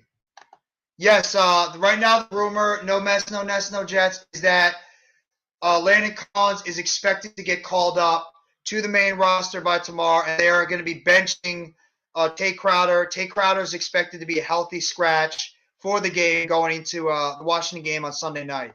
What's going on, Coles? How you feeling, Coles? You guys haven't already, go sub up to Coles Cowboys. He's a terrific Dallas Cowboys content creator, one of the best out there. He tells it like it is. He's very real when it comes to his content, especially when it comes to the owner, Jerry Jones, who should honestly start shutting the hell up because he's mouthing off again. You know, talking about that Odell Beckham Jr. seems like he's going to be pretty much a sign. He's going to be signed to the football team going into this game. So I'm curious how Coles feels, not only about Odell Beckham Jr. coming into the fold possibly for the Cowboys, but obviously T.Y. Hilton, and if he's going to be active for their game against the Jaguars on Sunday. So I'm curious to hear about what Coles has to feel about that. And always go sub up to Coles Cowboys. You can put your link in the chat if you want, Coles. I have you as a mod in the chat, so make sure you guys go sub up to Coles. He's a terrific Cowboys content creator, one of the best ones out there. Yeah, man. Tate Crowder is going to be a healthy scratch. I don't mind it. The dude mouthed off last week saying that, he wanted to be freed. The dude has sucked every single game so far this year. He's a bit player at best, and one of the worst things he did was mouth off. So, I have no reservations on sitting his ass down, and I want to see what Landon Collins can do out there on the football field. I'm over it too. This is the thing. How healthy is Odell Beckham Jr.? Does anybody forget this guy's coming off a torn ACL? Just not even a year ago. He has 2 torn ACLs in that same knee. Is anybody expecting this guy to go out there and become the Odell that he was in 2014 to 2016? I have been saying this since I was blue in the face about Odell Beckham Jr. The guy is not ready. And NYG22 has been saying it this entire time, Unpopular Opinion Sports. He should not play this year. He should sit out the rest of this year, go into next year, reevaluate his options, and then that's when he signs with the team. If he comes back this year for a playoff run, he could get hurt again. He hasn't played football all year. Do the smart thing, Odell. Sit out the rest of the season, evaluate your options in the offseason, and then sign for a team. You might end up getting a better contract out of that. You're welcome, Coles. Anytime, man. I always appreciate the support you give. Well, not only for myself, for the Hardcore Sports Network, and I love always your takes that you give and the real takes you give for the Cowboys. You're not one of those front-running Cowboys fans who think everything is sunshine, rainbows, and glossy. You're actually not afraid to toe the line and, buck the system when it comes to the Cowboys, and I appreciate that from you big time. Yeah, we all are sick of the Odell talk, to be honest. Odell's not helping the Giants either. Any Giants fan that thinks Odell Beckham Jr. is magically going to come back to the team and help bring this team back to, the promised land where they were before, you're blinding yourself. You're fooling yourself. Odell Beckham Jr. is not the same player he was back in 2014, 2016. How many times do I have to say it? He's not the same Odell Beckham Jr. The guy is coming off a major knee injury in the Super Bowl. He's 30 years old now. He tore his ACL in the same knee twice. You're not going to get the same Odell you got years ago. In fact, I think Odell right now is not even a number 1 receiver. I think Odell can be a high end to a very good number 2, maybe a mid-level number 2. But he's not the same Odell Beckham Jr. that was running slants and running for 79-yard touchdowns against the Baltimore Ravens back in 2016. He's not the same Odell Beckham Jr. who went for over 1,300 yards and scored double-digit touchdowns, 12 touchdowns back in 2014 in 12 football games. He's not the same Odell Beckham Jr. that had over 3,000 yards in his career in 3 seasons. And it was on pace. He had the most receiving yards than any wide receiver, even more than Jerry Rice in his first 3 years of his NFL career. This is not the same Odell Beckham Jr. Injuries have caught up with this guy. Injuries were already a problem with him. If anybody remembers, Odell Beckham Jr. had major injuries with the Giants. First year, hamstring injury, missed 4 games during the season. Second year, he had ankle issues. I believe he played every single game in 2015, but he still was banged up during that season. 2016, he had ankle injuries. He had a major hip injury he suffered against Baltimore. 2017, we all saw it. He already came into the season. Remember, he sprained his ankle against the Cleveland Browns in the last game of the preseason? Do you not remember that? Then he went into the season already with a bad ankle. And then that game against the Chargers, the San Diego Chargers, 2017, the 5th week of the season at MetLife, when we were losing receiver after receiver after receiver. Sterling Shepard went down. Brandon Marshall went down for the season. Dwayne Harris went down for the season. And then you lose Odell Beckham Jr. to a fractured ankle. And then we saw what happened in 2018. He ended up getting hurt towards the end of the season, and many believe he mailed it in. Obviously, the Lil Wayne stuff and the stuff where he's bashing Eli Manning didn't help. But this guy's been injury prone his whole career. Then the Cleveland Browns, he actually has a decent season for his first year, but he still got banged up a little bit during that first year with Cleveland in 2019. Then obviously in 2020, he tears his ACL during that season, the first time. Comes back in 2021, actually has a pretty good season for Cleveland. Then he eventually gets released last year, goes to the Rams, and he ends up having a pretty good Super Bowl overall, and then he tears his ACL again in the Super Bowl in the same knee. You're asking a 30-year-old Odell Beckham Jr., who is not the same player he was back in his prime years with the New York Giants, to be the same Odell Beckham Jr. at 30 years old, multiple lower leg injuries, multiple ACL tears in his one knee. You're expecting him to go out there and be that same player that he was 7, 8 years ago, when in fact he's just not that guy. You're never going to see the same Odell Beckham Jr. you saw when he was lighting up the league back in 2014 to 2016, and most people, including myself at the time, thought this guy could be the next great generational wide receiver. It's just not going to happen. It's a shame how it's happened, but either way, I hope he can get back and healthy, and if he really wants to come back for a playoff run, and if Jerry Jones and the Cowboys feel comfortable enough to sign him to a contract, so be it. As a Giants fan, I'm not going to lose any sleep, because if he's not a Giant, that's fine. If he plays out there and the Giants see him in the playoffs, pop him in the mouth. Like Coach Jay Gladney says, punch him in the mouth at the 50-yard line. Not literally, but go out there, make plays against him. That's how I feel about Odell Beckham Jr., honestly. The same guys who want Odell to return want DJ gone. Make sense. It doesn't make sense. Because you know what the thing is going to be? No Mets, no Nets, no Jets. You know what it's going to be? Those same people that want DJ 100% gone, they're going to be the ones if DJ goes out there and plays well somewhere else. They're going to be like, I'm not saying everybody, because there are content creators that have not liked DJ, but they've been honest with him too. They will say, DJ, we wish you the best. But at the same time, you could not retract your statement and all of a sudden say, Daniel Jones, we could have done more with him. He should have stayed with the Giants. Why did we let him go? You wish the best for a player if he's not on the team, and you move on. You don't wish ill will for him.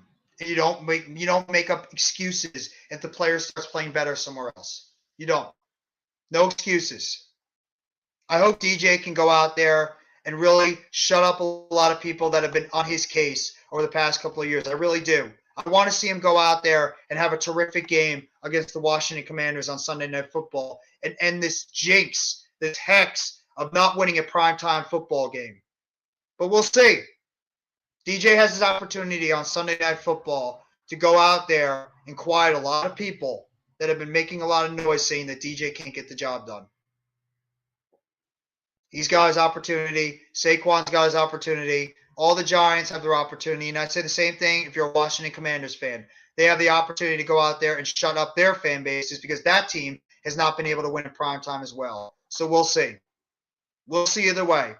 I think it's going to be an absolutely terrific football game. I think this is actually going to be a great weekend of football. There's actually a lot of good matchups this weekend, Saturday and Sunday. I mean, I actually think that the Jets and the Lions game on Sunday is going to be a very good matchup overall. Buffalo and Miami should be a terrific game on Saturday Night Football. I mean, Baltimore and Cleveland, because it's a divisional game, I think it'll be a lot better than most people think. I think it's going to be a solid game overall. I do believe that Baltimore will win in the end, but we'll see. You never know. I mean, I do believe that the Giants and Commanders game is going to be a fun one. Obviously, with the NFC South still not being won yet, Atlanta and New Orleans becomes a bigger game than people think. I mean, the Jets and the Lions, that should be a really good game overall on Sunday afternoon. I'm going to be calling that football game as well, so stay tuned for that. I mean, Cincinnati and Tampa Bay. Cincinnati's rolling right now. I guess you could say Tampa Bay because of the fact that it's still playoff implications for Tampa Bay going into the season. You could say Tennessee and Los Angeles, the Chargers are still in the playoff hunt, so you could say that they're in a big game right now going into this Sunday. So you got that's obviously another big game going into this Sunday because of the playoff implications. And then, of course, you got the where was I before? You got the Rams and the Packers on Monday Night Football. You want to talk about an absolute disaster for a football game. The Rams and the Packers, a lot of people thought that both those teams, including myself, both those teams would be in playoff contention and maybe even contention to win a possible NFC this year. They both have been garbage overall this year. Both those teams have been horrendous. Aaron Rodgers has been up and down this year. He's been banged up. Their offensive line has been terrible. The wide receiver core is still developing. The defense has not been as good as it was. They've lost multiple players due to injury. So, and the Rams, they've been the epitome of a disappointment. They've had the epitome of the Super Bowl hangover. And it's right now showing that that team has got a lot of work to do. After trading away all those first-round picks that they did, that football team now has got a lot of, hurt coming for them in the future. There's been rumors that Sean McVay might retire after the season. There's been rumors that Aaron Donald might retire after the season. What do you do with Matt Stafford? What do you do with Jalen Ramsey? What do you do with Cooper Kupp? Allen Robinson, you signed to a big deal. Leonard Floyd, you signed to a big deal. What do you do with some of these guys on this Rams team because they have no picks because they traded them all away to bring in guys like Odell Beckham Jr. and Von Miller and Jalen Ramsey, all these other players, Matt Stafford. They traded away all their first-round capital in the next couple of years because they wanted to win now, and they got their Super Bowl last year, which is good. At least they won the Super Bowl because now it's going to be a lot of hurting for that Los Angeles Rams team. They're going to have a very difficult time going forward if all these things happen going into next year and the year beyond because they have no first-round picks and they look like a team that is in decline. But we expected something like this to happen when you have a bunch of older players. They don't really have a lot of depth on that roster. You expected this team to go into some type of lull period. So, I'm not surprised with the Los Angeles Rams struggling like they are right now. We'll see going into next year. It makes sense. OBJ signs with Dallas Cowboys. It makes perfect fix for them. Yeah, but then why did you sign T.Y. Hilton, Alex? Just curious, if that's the case, why did you sign T.Y. Hilton? Do you not have any faith in the wide receivers you got? Is Noah Brown really not that good of an option? What about Jalen Tolbert? What happened to him? I heard from Cowboys fans this guy was going to be one of your big-time wide receivers, part of that three-wide set going into the season. What happened to Jalen Tolbert? Where's Noah Brown who was making plays at the beginning of the season?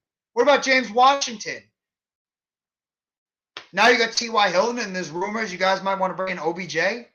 How much room do you need at that wide receiver position unless you plan on releasing James Washington, unless you plan on releasing Noah Brown? How many wide receivers do you need on this team? I guess you're just trying to stack up as many as you can if you want to go empty backfield. You want to go 5-wide set. I can understand why you guys would do that.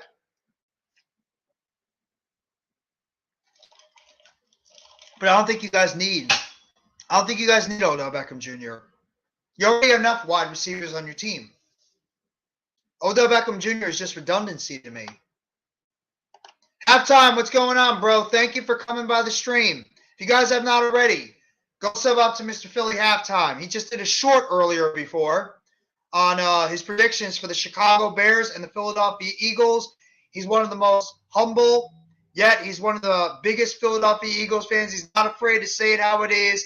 You always know him with the sunglasses, that smooth talking guy, Mr. Philly Halftime. I did a stream with him this past Sunday with him, Philly Sports Rap, and of course Next Shift Randy. Go sub up to Philly Halftime. He does great work with the Eagles. He's even done some Philadelphia Philly streams. He's done some Philadelphia Flyer streams. So make sure you guys go sub up to Mr. Philly Halftime. He's another one of the Hardcore Sports Network and another terrific content creator. And I appreciate you coming by the stream. I know you're confident with your Philadelphia Eagles going against the freaking Chicago Bears. That should be a cakewalk for you guys. I mean, I know their running game is good. I know Justin Fields is a pain in the ass running the football, but either way, you guys should handle your business against the friggin' Chicago Bears this Sunday. That should not be a difficult game for you guys going into this Sunday. T.Y. Hilton signed with Dallas Cowboys, 1-year deal, and then he becomes a free agent again this offseason. No, I understand that, and you're right. For this year, I get the move, but then what about next year? I mean, like, what about OBJ? Like, what are you going to do with all these wide receivers? Who are you going to sit? Is James Washington not coming back this year? Are you sitting him? Is James Washington going to be an inactive now? Are you pretty much saying that he's not going to be coming back this year? Are you planning on just like going with as many wide receivers as you can, spread it out? I mean, I'm assuming CeeDee Lamb, Michael Gallup are obviously your top two. I'm guessing Noah Brown is still in the mix because he's a good blocking wide receiver, and he's also a solid contributor in the passing game. You obviously have James Washington coming back from injury. Now you add T.Y. Hilton. So you got you got 5 right there. You sign OBJ, there's 6. How are you going to rotate all these guys in the wide receiver core?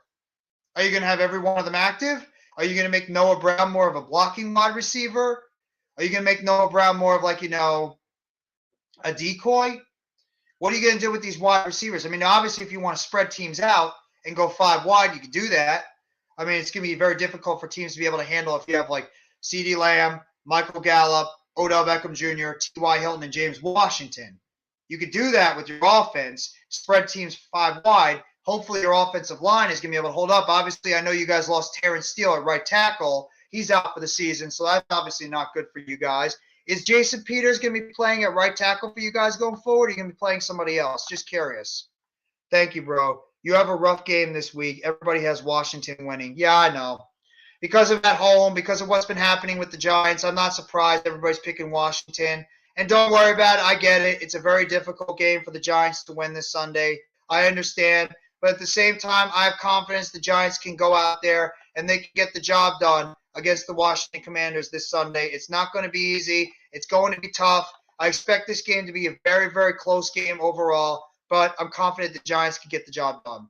Nova, what's going on, bro? Thank you for coming by the live stream. As always, my guy Nova Nebula, one of the best supporters I have on my channel when it comes to the Giants, when it comes to the Nets, and even the Mets. Love the support he gets, and make sure you guys go sub up to his channel, Nova Nebula. He does a lot of gaming on his channel, so make sure you guys go give a sub up to my guy, Nova Nebula. This is a do-or-die game, Jeffy. It's crazy to think that if the Giants win this game, it'll be damn near impossible for them to miss the playoffs. Yeah, that Seattle game, that Seattle loss for us last night was such a big win for the Giants and for the Commanders. Because whoever wins this game on Sunday is in good position to make the playoffs. And it also, Giants fans, put on your green and white shirts, hats, sweatshirts, pants, shoes, whatever the hell it is, socks. You're all Jets fans this weekend. We have to root for the New York Jets to get the job done against Detroit. Because if the Jets can go out there and beat the Lions, and the Giants win, we are in excellent position to make the playoffs. Because we want the Seahawks and the Lions to lose as much as possible. No, they're not done yet. They're not done. Because if the Giants or Commanders lose this game, they're still right there for the playoffs. Especially if we lose. Because we're only a half game up on them. So there's not over yet for Seattle. They are still in great position to make the playoffs this year. Because if we lose, they have the tiebreaker over us. If the Lions beat the Jets, they're also at 7-7, and they also beat the Giants. So this is a huge game for the Lions as well as the Commanders. And it's such a huge game. The Commanders and Giants and the Lions and Jets game are such monster games for every single one of those teams. It's such monster games for those teams because of playoff seeding going into this and how closely everybody is to one another. Okay, Jason Peters is playing this Sunday at right tackle. Thank you, Alexander. That's what I figured would be the case. But either way, that's a monster blow. Not having Terrence Steele out there. He's actually been playing good football for you guys. So, I mean, it's a monster blow not having him out there. He tore his ACL last week. But either way, I have to see what Jason Peters can give you guys at right tackle. No problem, man. I always appreciate the support you give my channel all the time. So I want to make sure I give a shout out to you for the work that you do when it comes to your gaming every single night. I've checked out some of your game live streams before. So I want to say thank you for all the support you give me all the time. True. Their schedule is very difficult to play Kansas City next. That's true. It is. But if Seattle wants to be a playoff team, you got to go up against the tougher teams. You got to try to find a way to squeak out a victory. It's never going to be easy. But if Seattle wants to be a playoff team, you got to go out there and you got to beat a team like Kansas City. You got no choice. Now that San Francisco has pretty much put a stranglehold on the NFC West, you got to go out there and you got to beat Kansas City. You got no choice. Seahawks beating the Giants was important. It was. It absolutely was. That was a big win for Seattle. Because now if the Giants, that's what makes it a bigger game for Seattle too. You obviously are going to be rooting for Washington. Because if Washington, CWE, did Seattle play Washington this year or no? Just curious. But if Washington beats the Giants, you're a half game out of that last spot. And you're right back in it. Thank you. Yes. Hit that like button if you have not already. And sub up to NYG Jeffrey T85 as well as the Hardcore Sports Network. We appreciate the support you guys give me. And Philly Halftime, you're a mod in the chat. If you want, go throw your channel into the comment section so people know where to sub to you if they want to know where to get some good Philadelphia Eagles content all the time. And, of course, get ready for Philly Halftime. He's going to be doing his matchup show tomorrow with Philly Sports Rap as well as Next Shift Randy every single Saturday. I believe it's got 6:30 now every Saturday. So make sure you guys go check that out. Same with the Lions. Yep, Lions too. Lions, Seahawks, Commanders, and Giants are all playing right now for 2 playoff spots in the NFC. Okay, so you guys have not played them this year. Or you're not playing them at all. Thank you. No, only the Giants did because they were the 4th place team in the NFC East. Play the NFC North this season. Yeah, that's right. I forgot. Thank you, Nova, for helping me out, for correcting me on that. That's true. Giants have got to get the job done against Washington. It's all coming down to get the job done against the Washington Commanders. Plain and simple. Get the job done against the Washington Commanders. There's no excuses this Sunday. And speaking when it comes to wrestling content, you're talking about one of the guys from the Hardcore Sports Network that is one of the key guys when it comes to anything wrestling. That's the host of the Monday Night Raw Watch Along, along with myself, and we will be back for the final Monday Night Raw Watch Along this Monday at 8 o'clock, starting at 7:50. Last Monday Night Raw Watch Along, the man that hosts the Wrestling Experience every single Thursday at night. Obviously, he's going to be recapping what happened on AEW Dynamite. Winter is coming. One of the best wrestling guys out there. I miss doing stuff with this guy. He's a good friend of mine. One of the best wrestling content creators out there. Not shy when it comes to anything for it. When it comes to AEW and WWE, I'm giving him a big, big intro because I always appreciate the work he does. Mr. Earl Cole. Earl, how are you doing? Thank you for coming on the stream. Yeah, thank you, Jeffrey, for that introduction. No problem, I just man. want to remind everyone that Monday night it's going to be a very emotional Monday night because Jeffrey and I are going to do the Raw Watch Along for the final time this year. Mm-hmm. It has been a journey. Through technology, through matches, through good matches, through bad matches, women's division matches, poor audience. We went through a lot.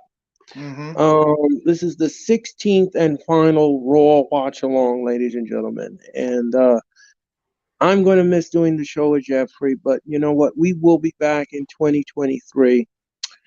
and we're gonna bring you as much content as we could possibly give you on the show. Jeffrey and I are going to sit back and reflect on what we've seen on Monday Night Raw Mm-hmm. and give you our best matches, our worst matches, and we're going to discuss where we think Raw will head in the new year. Mm-hmm. So I hope that you will tune in for that. It's going to be a fun night. And then next Thursday, ladies and gentlemen, is my final wrestling experience show of the year. Mm-hmm. We are going to close with three good guests. We have Top Rope Squishy coming on the show. Mm-hmm. We have Christina the Diva coming on the show. And we also have Tantalizing Tony, who's going to be making his debut on the show. So it's going to be a fun week. It's going to be an emotional week for me. But I want to thank everyone here at the Hardcore Sports Network that has raised my show to the umpteenth level. And Jeffrey, it has been a pleasure working with you. You have been an absolute delight person. You are a fun person. So are you, bro. So are you. You are absolutely my rock, and I had fun with you this year, and I cannot wait to close the Raw watch along with you this Monday night. So, folks, if you ever want to see content, good wrestling content, then you need no further to watch the Raw watch along this Monday night. We look forward to seeing you on Monday. It is our final Raw watch along, and we're gonna have fun. So. Jeffrey, I appreciate you. I appreciate your time and your effort and everything else. So, I appreciate you, Earl. Thank you for the very kind words. It's honestly been extremely enjoyable being able to do the Monday Night Raw show. I really mean that I appreciate your knowledge when it comes to the wrestling business. This guy here, Mr. O'Cole, he's been going to wrestling events all over the place in the tri-state area for many, many years. He was at WrestleMania the year that the WrestleMania event was in New York City at MetLife Stadium. This guy's been at many big-time wrestling events for not only WWE but AEW. He was recently at Full Gear at Continental. I'm not at Prudential Center in New Jersey. This guy is one of the most knowledgeable wrestling fans out there. He's not afraid to be critical. We obviously, when we do our Monday Night Raw watch-alongs, he's very critical on the women's division for good reasons. For obviously, as myself is, he's a delight to be on the show, and I can't wait to see what we're going to be doing when it comes to 2023. And it's going to be a big year for the WWE and AEW. It's going to be a monster year for wrestling going into 2023, as WWE is obviously going to look to see what they can do with the Triple H regime in his first full year in charge of the company. Even though you hear the rumors about Vince McMahon suddenly want to pop back in, that you're going to be seeing, what Triple H can do in his first year, and obviously with AEW, what they're going to be able to do with their TV rights deal coming up, and obviously what MJF as the champion can be with this whole storyline going on of him being the champion and leading up to the big negotiations that will be happening with him in the beginning of 2024. So be on the lookout, and be on the lookout too, because you will find myself and Earl, as well as Mitch and maybe Mac the Giants fan. We will be covering the WWE 2023 Royal Rumble event on Saturday, January 28th. It'll be at the Alamo Dome in San Antonio, Texas. 30 men, 30 women getting the opportunity to win that Royal Rumble and get a shot at the Raw or SmackDown Women's Championship for the women and for the WWE Universal Championship at WrestleMania 39 this year. So just be on the lookout for that. We will be covering the WWE Royal Rumble later in January. Earl? um, just to let you know, Jeffrey, I want to commend you on something too. I did see your video not once but twice on the Sasha Banks situation, and you Mm-hmm. did a phenomenal job on Thank you. your assessment. I agree with your assessment. You spoke very passionately, you spoke eloquently, and you brought it home. So I have to applaud you, sir. You did a phenomenal job. Um, so, ladies and gentlemen, that's going to do it for me because I'm going to prepare to watch SmackDown and, of course, Rampage tonight. Mm-hmm. But like I Well, Earl, said, just before you go, real quick, I'm curious yeah, to know, since you are a little bit of a sports fan and a football fan, Since this is the Friday football show, what are your feelings about the Giants and the Jets this weekend as both teams have major football games going into Um, Sunday? well, with the Giants, this is it. This is Mm, it. They either make it or they break it. This is it. mm, We're getting down to the skinny mini here, and who's going to go into the playoffs. We're getting down to that, and the piggy is going to get the fat. Somebody's going to get cut. Somebody's going to get eliminated, mm-hmm. and unfortunately, it's going to have to be one of. It's either going to be the Jets or the Giants. They got to start bringing their A game because this is it. Damn right about that. Uh, yeah, this is it. There is no turning back. There is no nothing. You've made critical mistakes in the couple of games that you had, and Mm, you could have secured a playoff spot, but now you have to scratch and claw. And if they don't beat the Commanders this week, I cannot see the Giants moving forward. Neither the Jets. I can't it's a see big them game for moving them too. forward. Mm-hmm. Yeah, that's a big game. They gotta bring it. If they don't bring it, that's gonna be it. The curtain is coming down, and mm, the audience will file out. And they're gonna have to try again. They're mm. gonna have to try again next season. Um, it seems ironic that every time that you look at these New York teams, they always seem to be losing. They're losing seasons. So. Mm. No, you're right. But it's a much refresher thing though, Earl. Now that you see the both New York teams are still involved in the playoff hunt at this point in the season, so at least gives you some hope that they can be able to right the ship after the disastrous football we've been seeing recently. And I still think that both these teams, even if they do lose on Sunday, I don't think that the season's completely over. But it's going to put No, both these teams in a very bad position. yeah, and that's another thing. It's the fundamentals of the whole thing, and it's the will to win, and it's the drive, and it is something that I you agree half want. time. It's something that you want. That's what these New York teams have to look at. It's like are you hungry enough? Are you passionate enough? Do you Absolutely. want this? Do you want to go to the pay window? Do you Mm, want a championship? Do you want to mm, raise your championship flag in your stadium? What is it that motivates you, that wants you to go to that championship? Are you hungry enough to win the championship? And when you see these New York teams make mistakes, or any other team that make mistakes, you kind of sit back and you have to look at the overall picture, and you say to yourself, well, maybe you weren't hungry enough, maybe you weren't passionate enough, maybe you didn't have this, maybe you didn't have the it factor to go all the way. yeah, pretty So much. yeah. So if you have a bad quarterback, if you have a bad secondary, if you have a bad, Mm, you know, that's what kills your season.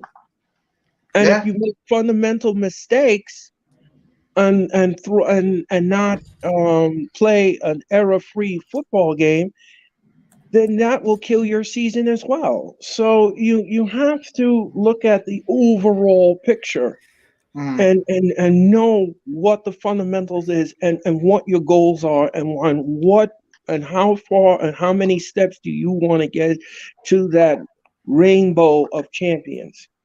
absolutely.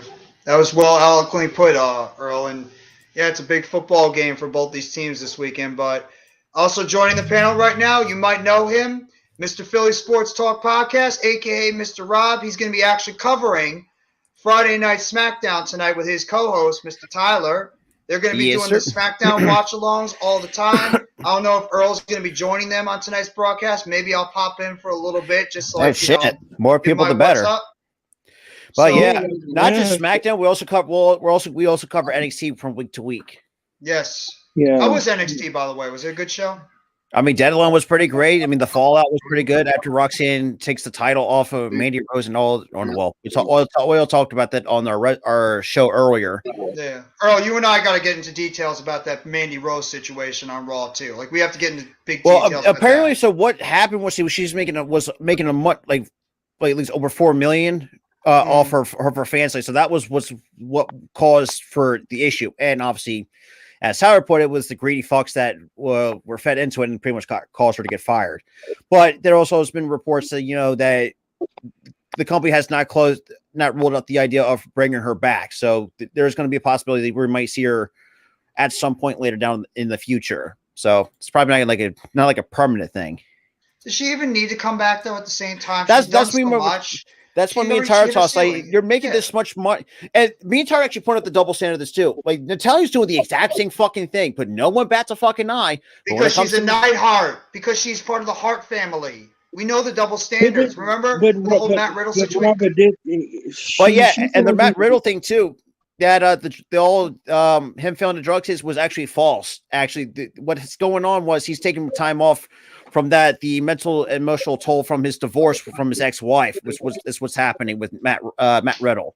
This is what happens when we read the dirt sheets. Go ahead, Earl. I'm sorry. No. But what I was saying, what you were talking about double standard, I just want to piggyback. There are a lot of people in WWE that are making more money behind the scenes than we realize. Oh my God, but nobody is squawking about it. But Mandy Rose, because of who she is, they came down hard on her. So they used her as a scapegoat. Yeah. Basically. Now I've got a question for you both. Do you think that was a sponsor, a sponsor that works with WWE, and the fact the RPG program might have called up the WWE, maybe got light of this content that came out with Mandy Rose and like, you know what? We're going to have to move on from this woman. Like, you're going to have to either do some type of discipline with her, and we can't have this type of content because we're working with sponsors. We work with kids. We can't have kids seeing this kind of exploitation out there. So maybe you think a sponsor like Mattel or something called up. Yeah, I've been hearing a lot. Mattel's been kind of. I know Mattel, from what I've heard, been getting on their ass about it. From what I've been hearing. So it's and the other corporate sponsorship also, from what I read, they did call the WWE and they were not happy with what they were seeing. They were like, this is not what we signed up for. So you either fix this or we walk. And the WWE is not going to have any of their advertisers walk because they need that revenue. So that was it. The chopping block came, and that was the end of Mandy Rose. There's been a lot of news with the women's wrestlers recently too. I mean, I don't know if you guys saw the story about Kairi Sane possibly coming back to the Royal Rumble. It's possible, but I don't know. I don't do it. Does she really want to come back after all the shit that she's been the company's put her through? Yeah. And also, I want to talk about you guys. I know you both probably saw that story that dropped with Triple H apparently being underwhelmed with a lot of people that he re-signed recently or brought back. He's very underwhelmed with a lot of talent. I actually believe that story. I do. I think that's true. I think that first of all, that seems for me. That's on him for bringing that many people back. I mean, his heart. He spoke with his heart too much, Rob and Earl. And that's what kind of these people all get over. They're not.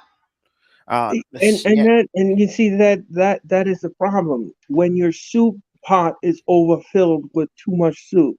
You don't know what to do with it. You don't know what to do with it at that point. And the thing is that yes, he has a team behind him, but that team can only manage so much. Yes. And then there's so much storyline that you can put with the talent until somebody gets left on the cutting room floor. Yeah. And then they will complain on social media. They will go to Twitter. They will go to Instagram. They will go to this and start bashing the company. And before you know it, now we have a tainted atmosphere. Remember, this is a honeymoon phase for Triple H. When we get into the new year, he is going to be in full-blown control. So we have to see and sit back exactly how he's going to manage all of this with Raw, with SmackDown, and with the pay-per-view, because this is going to be his challenge. And also at the same time, too, me and you have had this discussion pretty often, Earl. And I think I've talked to you about it too, Rob. Further AM, everybody make sure if you haven't already, go sell it to our guy, Further AM. Further, what's going on? Thank you for coming on to the panel with us. Happy Friday, everyone. How's everyone doing? Happy Yeah, pretty Friday good. to you too. How are you doing? But I'm to doing Earl good, and man. Rob, to you guys, how many times have we said when AEW first got started? Everybody was loving AEW. They look great. Everything's going wonderful. Right. We all mentioned honeymoon phase. What happened with AEW the past year when Triple H took back control? They Everybody panic. hated AEW now. It's the crap show, fights backstage. Everybody wants to go run back to WWE. The booking sucks. Blah blah blah blah blah. Too much talent, etc. Because the honeymoon phase ended. Everybody wants to now be excited about Triple H now. Triple H is bringing back all these talents. They're all going to become top stars. Yada yada yada, etc. We all love WWE again. He's booking great matches. Guess what? How many times have we been critical about the women's division? We've been very critical. Tegan Knox. First of all, Tegan Knox. I have been critical of the women's division. Yes, you have. Mostly. I mean, especially on my show, especially on Raw.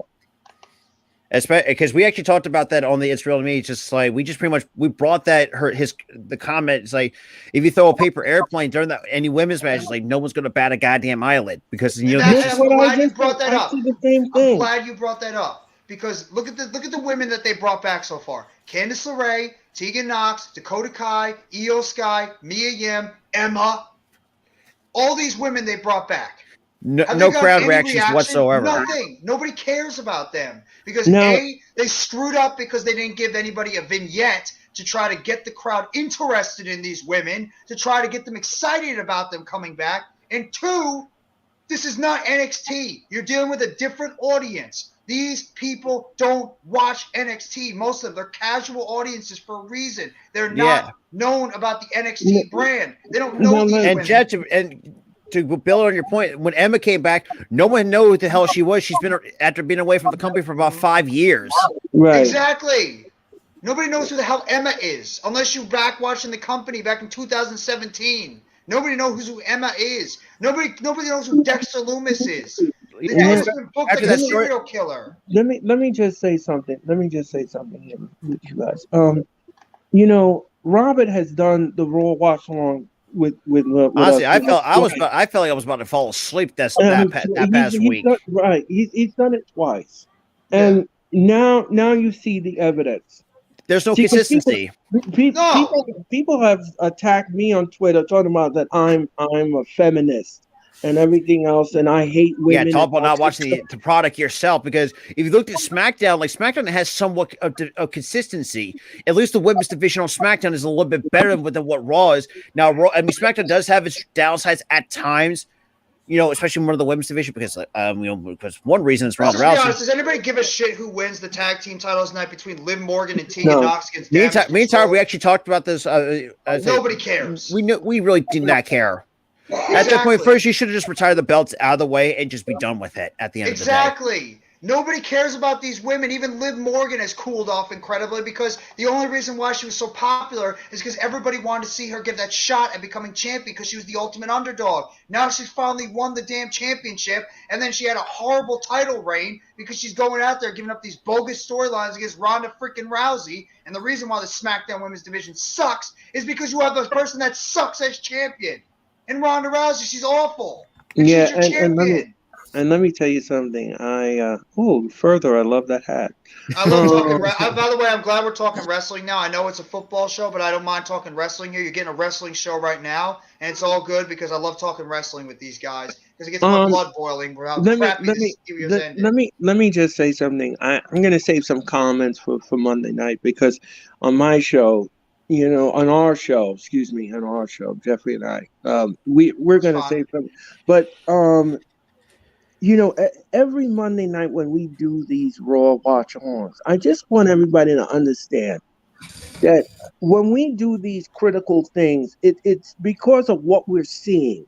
It's not just because we just made it up out of thin air. Yeah. The women's division right now is poor in Raw. It's very poor. It's not even connecting with the audience.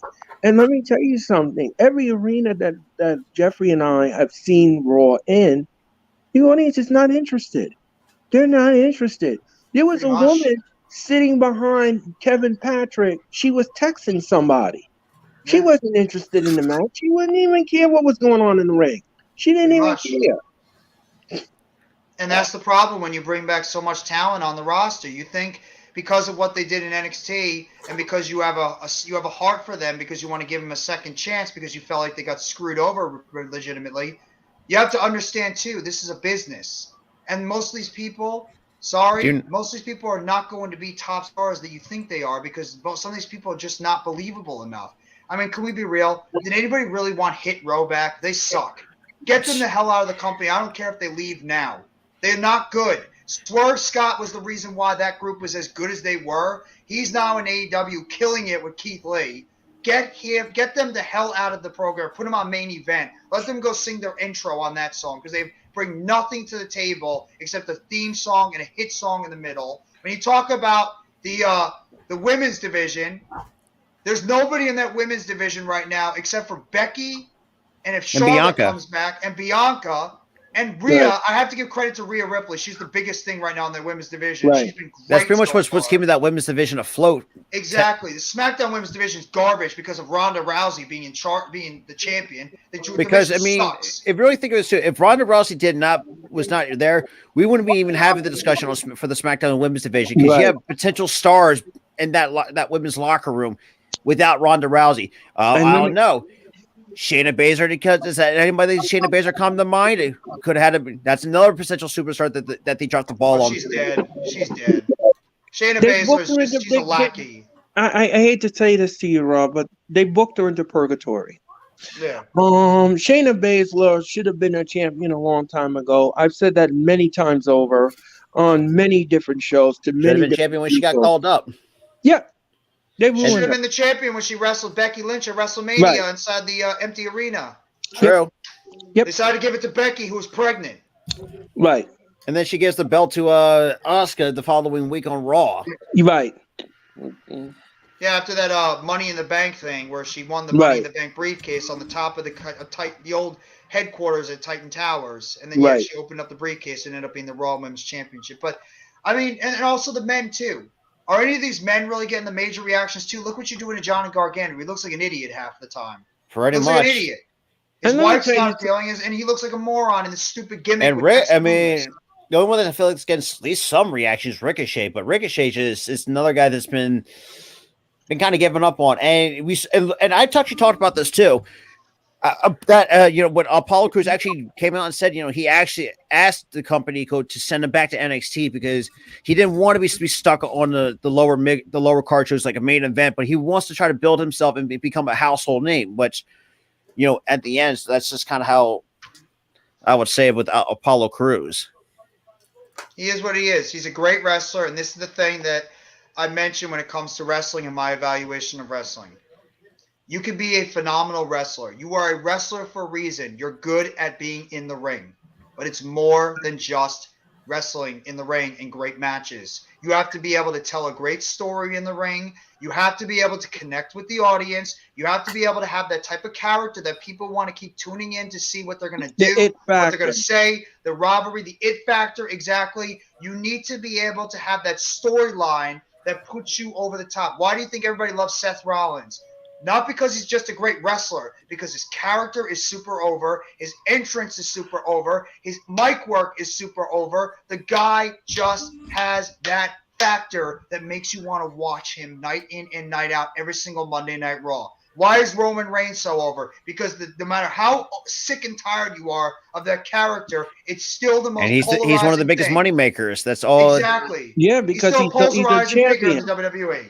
He's a polarizing figure, and that's what you need in the company. You need somebody that's going to bring in the people to sit down there and see. And Sami Zayn, Kevin Owens, why are they so polarizing? Because they're great on the mic, they're good in the ring, and they're part of the Bloodline storyline. And Sami Zayn with his Uzi stuff, he's goddamn funny. He's got a great personality, and his gimmick is getting over. That's why people want to see them. These other people, they're great wrestlers, but the charisma vacuums. Their characters are blasé. They're not exciting. They come off as unappealing, and also they just don't come off believable enough. And that's no shot at just the women's division because we've all praised Rhea Ripley. We've all praised Bianca Belair. We praised what Bayley's done in the past couple of years. We praised what Becky Lynch did in her prime.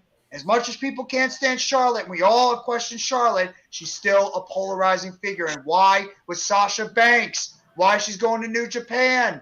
And why all that stuff? Because she's a polarizing figure in the wrestling business. She brings in the money, the name value. She brings in the excitement. You want to sit down and watch to see what she's going to say, what she's going to do. Even Ronda Rousey, as horrible as she is, she has name value outside of the company, where as bad as she is, you want to get on her and make fun of her for how bad she is. You want to get on her case, tell her she sucks. She's still got name value compared to all these other women that you're bringing back, that they're good stories, they're great wrestlers, but they don't have that it factor or personality that makes you want to sit there night in and night out to tune in every single time what they're going to do. Half these people on the main roster audience don't even know who the hell a Tegan Nox is, or Candice LeRae is, or Mia Yim is, Dakota Kai and Io Sky. They have no idea who these women are. Mia Yim, they have no idea who she is. Emma, they have no idea who she is. They have no idea who and this is, like I said, let's go back to what I said about with Emma being away from the company for 5 years. No one knows. You bat a damn eye and say, who the hell is her? Yeah, but you know something. Another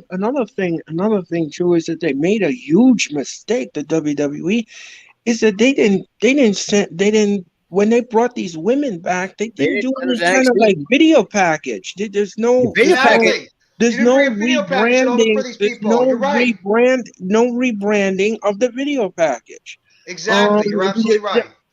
I mean, how are you going to reconnect to the audience if you don't tell the audience who these people are?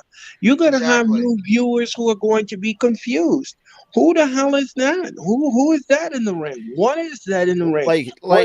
Halftime even says that you need better storylines for the women. But then again, when you have Bruce Pritchard running the show and Raw, yeah, that's going to be hard. That's better. Is he running the show though, or is it Triple H? I think it's Triple H. I think Triple H, from what I've been hearing, that Triple H has been more focused with NXT and SmackDown. But it looks like Bruce Pritchard pretty much has been writing Raw. I mean, I don't believe that. I don't think. I think it's Triple H. At some point, Bruce Pritchard has to go out one way or the other, because the dude just ain't it for this company. Because that's a fact. Yeah. Because the dude just, like, as a manager, he was okay as a manager during his time, but just a writer, ugh. Yeah, I'm not going to crap on just him. I'm not blaming just Bruce Pritchard. It's got to be these people. And Triple H just has to get better writers. They're not good. They're not as good as he believed they would be. They're not money draws as he thought they would be. They're great wrestlers, but they're not those it factors like some of these other people are. You can tell that Bruce Pritchard has some of his fingerprints on Raw. Look at the poker segments. Look at the just maybe the random segments that should not be there. And look at NXT. Look at some of these superstars that are over. Wesley, Carmelo Hayes, Braun Breaker. Like, you can't tell me those are fucking big money. Yes, I know. Like I said, like Jeff said, no one gives her like a flying rat's ass about NXT, but you got potential superstars and potential big money draws right in your fingertips. I love Grayson Waller. I'm happy he's getting a push right now. I think that. Grayson Waller, Roxanne Perez. She's got the it factor. You want to talk about the woman that's going to be controlling this women's division in the future? It is Roxanne Perez. You would not have her go out there and not only win the women's breakout tournament when she literally just got signed. Then she goes out there and she wins the first ever Iron Survivor tournament this past weekend at NXT Deadline. Which was a great pay-per-view, by the way. It was. Yeah. I heard it was a fantastic pay-per-view. And then she goes out there and beats Mandy Rose. It wasn't a bad pay-per-view. It wasn't a bad Peacock event. But I think Ring of Honor overshadowed that is true. Ring of Honor really and truly brought their A game. Tony Khan and the Ring of Honor really and truly pulled out the stops because it was the most talked about pay-per-view. The most talked about was when Chris Jericho tapping out to the swing. Yeah. Oh, and the double dog collar match between the Briscoe brothers and that FTR. Was great. That was a great match. Mm-hmm. You have to wonder why the Briscoes are not. Why they can't get these guys on television more. That's why they need to get that Ring of Honor deal done. And that too, and also the sense of the fact that people are still not letting go of what the heat that Jay was it Jay Briscoe?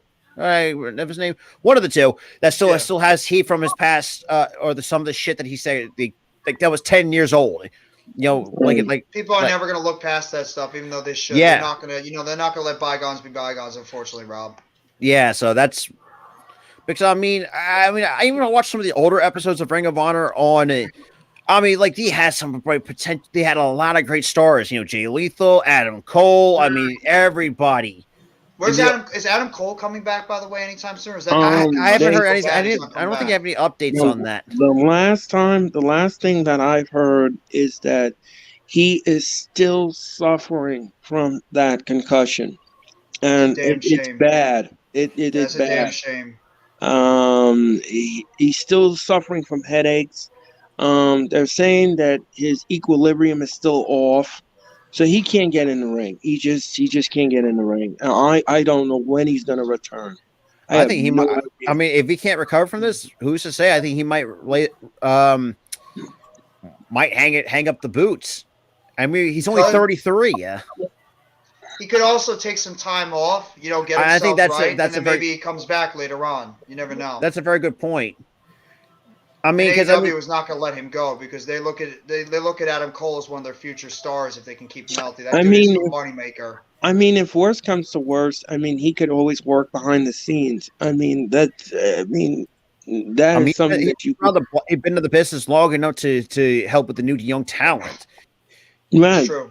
That's true. I mean, especially when a guy like Action Andre that that no one's ever fucking heard of and beats Chris Jericho on that episode, a Dynamite episode. That was awesome. That was great. That was a shocker. That was a great shocker. moment. And that kid's got a lot of talent too, so I'm happy they pulled it off. And Jericho obviously must have a lot of faith in that kid if he was going to have him go over him on AEW Dynamite. Winter is coming. So I thought the show was solid. I thought it was a good show. There were some moments in it. Yeah, some mid moments, but I think overall, it was a solid B+ show. I think at the time, I mean, B+B about. I mean, just being fair. I mean, overall, I mean, it's just. Yeah, you could definitely tell, even towards the end of the match with Action Andretti and Chris Jericho, you could definitely tell the reaction on Jericho's face, not just from being upset, but just no one's like, how proud of this kid has really kind of, actually get the win in his Dynamite debut. Yeah, pretty much. Absolutely. And also and Ricky Starks should be another one that I think the AEW should really consider investing to be their next other big star. Oh, he should become one of the pillars of that company. You already have, obviously you have MJF, Sammy Guevara, Darby Allin, and Jungle Boy as your top four. But Ricky Starks should be that fifth guy. That guy's got. They really should. Absolutely should. That promo that he cut on MJF this past Dynamite last week, that was incredible. That dude should become a top star in this company. He's phenomenal in the ring. He's phenomenal on the mic. The dude has got it all to become a major star in the wrestling business. And at some point, being a potential world champion at that. Oh, he's going to become a world champion, Rob. No doubt in my mind, he will. I mean, the fact that it took some little bit, I mean, the fact that him and MGF it's just like you cannot ask me for a better pair to work with each other. The fact that even MGF, kind of poke fun and calling him like the rip off Rock and shit like that, and some of the right. And that was just kind of funny. Back to their MLW days too, when they used to work in. That's MLW, right. I forgot about him. Yeah. Mm-hmm. And NWA. Both of them, I believe, worked in NWA. And I forgot. MLW. But MLW, I remember MGF and MLW when he was part of the Dynasty faction. Yeah. But you're kind of surprised they don't tie that into AEW somehow, unless they're still. Yeah, I mean, he's got Alex Hammerstein, and you got what the hell's his other? What is the other good dude's name? Only draw me in. Sure. I know where you're going with it. I just don't know why. He wears almost AirPods almost at all the time. I just can't think of his freaking name. Absolutely. And by the way, make sure if you guys haven't, we're going to be going over. I'll probably join these guys for their SmackDown show. You're going to be starting on when, Rob? In about 15 minutes. All right. So then when the show ends, I'm going to probably stop the stream in like a little bit. We're going to be heading over to the SmackDown stream. I'll join my guys for a little bit. I don't know if Earl's going to be hopping onto for the SmackDown stream, but either way, make sure you guys go sub up to Philly Sports Talk Podcast. Going to be doing the SmackDown show. And, Rob, since I got you on here, Earl, if you want to continue a little bit more football talk, we'll go on here for like another 5-10 minutes. Rob, how do you feel about the game this Sunday with the Philadelphia Eagles against the Chicago Bears? Honestly, I think we should the rest of this game's this Sunday. How do you feel? Honestly, I feel great going into this game. After all the shit, the Cowboys just could not help themselves with just talking this amount of shit and just keep lighting that fire. Knowing that the Bears have Chase Claypool out, which is going to be beneficial for our end or for our offensive attack. But I think take care of business, run them into the ground, and then just take them 1 week at a time, and then try to clinch the division on Christmas Eve. I think what's going to happen here is I'm going to predict a score here. Eagles 27, Bears 12.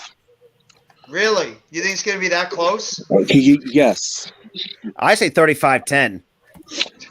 Our offense is too good to put up less than 30 points. I mean, unfortunately, Jeff, we almost put up 50 on you.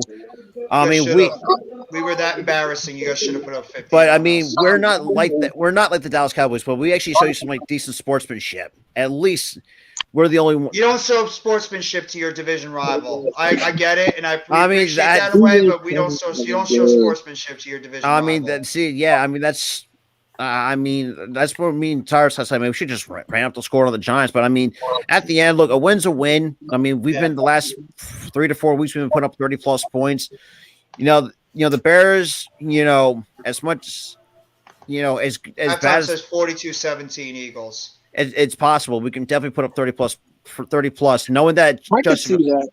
Because if you can the only thing we have to do is contain Justin Fields and the running game. That's all you got to do, because the wide receiver core ain't shit, basically. No, then they lost their two only guys that could really make plays with Darnell Mooney going out for the season, and obviously Claypool being out right now for this game. And Earl, I mean, I don't know if you saw any snippets of the Giants and Eagles games last week. I mean, it was an absolute shit show. I mean, I saw the game. I stopped watching it after the second quarter because nobody blames you. I knew that the bacon was in the pan and it was going to get fried. The piggy was in the roast and it went over and it just died. Is somebody in the mood to have some bacon tonight? That's a lot of pig references in that statement. Oh, trust me. I mean, all the shit that he says on the wrestling streams is like, beat the stew. It's just like, he did that. I remember that beef stew one a couple of weeks ago. I remember the beef stew moment. You just gotta love the Earl-isms. That is what it is. It's there you go. There could be another T-shirt. Loving the Earl-isms. Or like that, or beat the beef stew out of somebody on a T-shirt. Exactly. And then obviously in the back of the T-shirt, you're going to have agree with the assessment. Yep. The wrestling experience. Or you can make a cocktail called the I agree with the assessment. Yeah, but what would that cocktail be made of, though? That's the thing. What would you make that cocktail Yeah, that's a very good point. Enough beans and the Franks. I can't. Earl is amusing himself with that one. He obviously must have watched a lot of it. There's something about Mary recently. Yeah. Oh, fellas, I love having fun. No, I'm glad you're enjoying this. And Earl, I appreciate you popping on the stream too. But since Further has been just chilling in the back, I want to hear like how he feels about the Eagles game this Sunday. Have a good night, some of the guys. other games. You too, Good night, Earl. Have Earl. a good one, man. Take care. You too, man. Further, how do you feel about the Eagles game going into this Sunday? I feel great, man. Dallas Goedert should be back. That's big news. He was definitely missed, but I think we're going to still see a lot of Jack Stoll and Calaterra this game still, obviously, with Dallas Goedert being limited on his return arrival, and which he's much needed more in the postseason than right now at the end of the season with our record already clinching the playoffs. It's going to be in Soldier Field. It's always hard for the Eagles to get a win in Soldier Field, and regardless, actually any team to get a win in Soldier Field. But either way, it's the Bears. They're not doing that great this year. I don't even think is Justin Jefferson going to play. Yeah, I believe he's going to be active for this game. I haven't heard anything about him missing the game. What, top for the Bears? Right? Is he going to play? No, you mean Chase Claypool? He's out. I mean, Justin Fields. Yeah, Justin Fields. Yeah, Justin Fields is active, but the one that's not active is Chase Claypool. Yeah, Darnell Mooney is on the IR. He's done for the year. I think Right. isn't Eddie Jackson done for the year as well? I think he is. I think he was put on IR not this week, but like a week or two ago. He was put on injured reserve. Yeah, I think So so he's pretty much done for the year. So, I mean, if they still have Yeah, Eddie Jaquan Jackson's Brisker, on IR. Yes. if they still have Yeah. Jaquan Brisker and Kyler Gordon, that could be a bit of an issue because I mean they've been playing some stingy defense as well. So I wouldn't really overlook. Devontae Smith and Devontae Yeah, Smith and we're going to AJ make Brown should have mincemeat of their them. days against them. Yeah, those you guys will have your moments against them. But also, while I got you guys on here, and I want to say thank you everybody for coming by the stream. I'm going to close it out in a little bit, but I want to hear what you guys both believe about some of the other big games this weekend, including your rivals, the Giants and the Commanders, as well as the Jets and the Lions. I think those are two biggest. I think the games Jets this and the weekend. Lions is going to be the most important because of what and those two guys are going to be the important ones. Knowing that the Giants are hanging by a thread for the number 7 spot, and then you had the Lions pretty much on your asses. Pretty much, yeah. And we'll see. I mean, it's gonna be interesting, but it's gonna be good. This week's gonna be good. I mean, just with the division games, I was like, can we just ask for a tie and just be done with it? Because I hate I don't picking. want another tie. I already had a tie to deal with. I don't want to. Not But against the same team. Either win No or more lose, ties, at least the benefit is you'll at least screw over the Packers. That's all that matters. It's going to be the Jalen Hurts show. Yeah. What did Micah Parsons exactly say? He basically said, "Is it Jalen Hurts or is it the system?" Is basically what he said. Oh, and Von Miller so said the system is the reason why. Okay. And Sims said, and we and Tyler kind of discussed this too. And what Chris Sims had to say, like he's not more valuable than Patrick Mahomes, Josh Allen, or Joe Burrow. And he also says, like the team will be good with Gardner Minshew. Hell no. Like, I heard you guys talking about that on your show a little bit earlier with Mitch and Tyler. Yeah. I don't love the Eagles, but at the same time, what the fuck is that? It's a one of those signs you can write stuff on, and it. How did you find that? I got it. Oh, you just randomly got it? Yeah, it used to be my father's, but he doesn't have a business anymore. He retired, so I took it. So I'm going to put like "Fly Eagles Fly" on the road to victory, the fight song, and then show the score. And Jeff doesn't like this. No, I really don't. No, I like the sign. I just don't like hearing the "Fly Eagles Fly" crap. I'm gonna have to hear that later on because, I'm probably gonna be doing the other game this year with Cool Cat and Mitch, so I'm gonna do that stupid song every single second. But the only thing that sucks is the only way to program it's on this little stupid remote, and it's super hard to figure out. Well, pretty much. Does it need batteries? No. I figured out how to do it. It's just how to make it do all the effects. That's the hard part.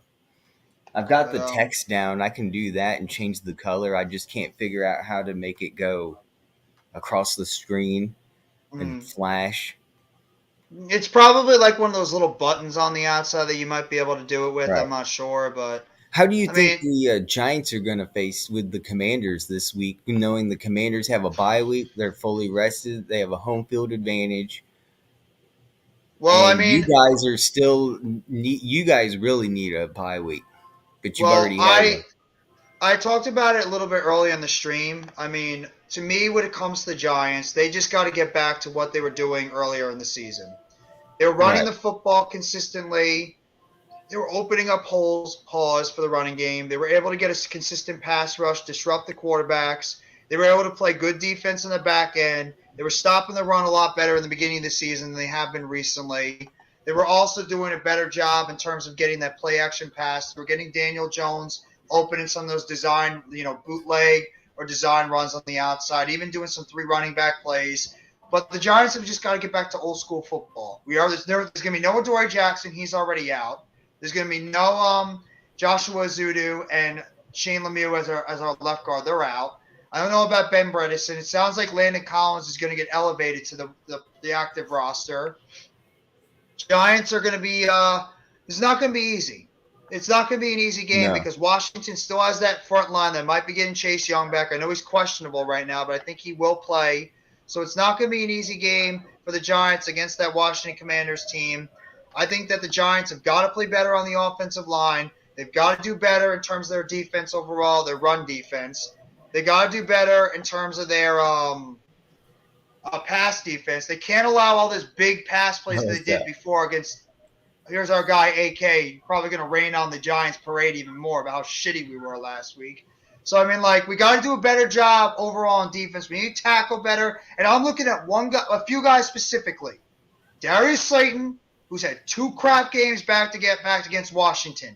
Go out there when the ball is in your hands, make the damn catch. Daniel Jones, 0-11 on primetime games. Go out there and show the nation you can be a big-time quarterback. And Saquon Barkley, who everybody thinks is starting to slip now after that neck injury, go out there and put that damn football team on your back, run for 100-plus yards, a couple of touchdowns, and go out there and drill a hole right into that Washington Commanders defense, pause, and go out there and win the game right in front of you. AK, how are you doing today?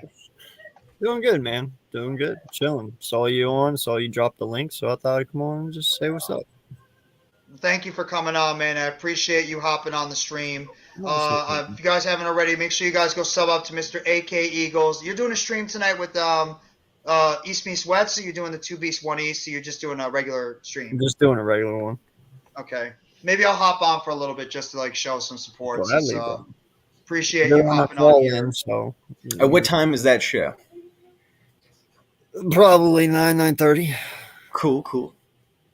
And around there. Keep tuned, everyone. There's another Exactly. show. Make sure you guys tune in, and also make sure, I know he hopped off a little bit ago, go tune in for Philly Sports Talk podcast. We're going to be doing the SmackDown show tonight. I don't know, since you just popped in, look what I got. Oh, I got one of those signs where they scroll through, and I'm going to put like the Fly Eagles Fly logo and hang it up in the back. oh yeah. I can't even talk trash. It's a bitch to program. I can't figure it out. Doesn't say it on the remote how to program it? No, it's got this huge manual. Oh, by the way, Mitch says Like a that book. you stole his Santa joke. Yeah, whatever. Man, he's like, I've been saying that Santa joke the entire time when he was on earlier. Yeah. I've been just trying to I'd figure out say how to something, save but it. we're live. No, it's okay. We can always wait for that backstage to talk that. Yeah. It's okay. But AK, since you're on here, how do you feel about the Eagles game going into this Eagles game Sunday, and just about the football games on Sunday overall? Just Eagles Giants.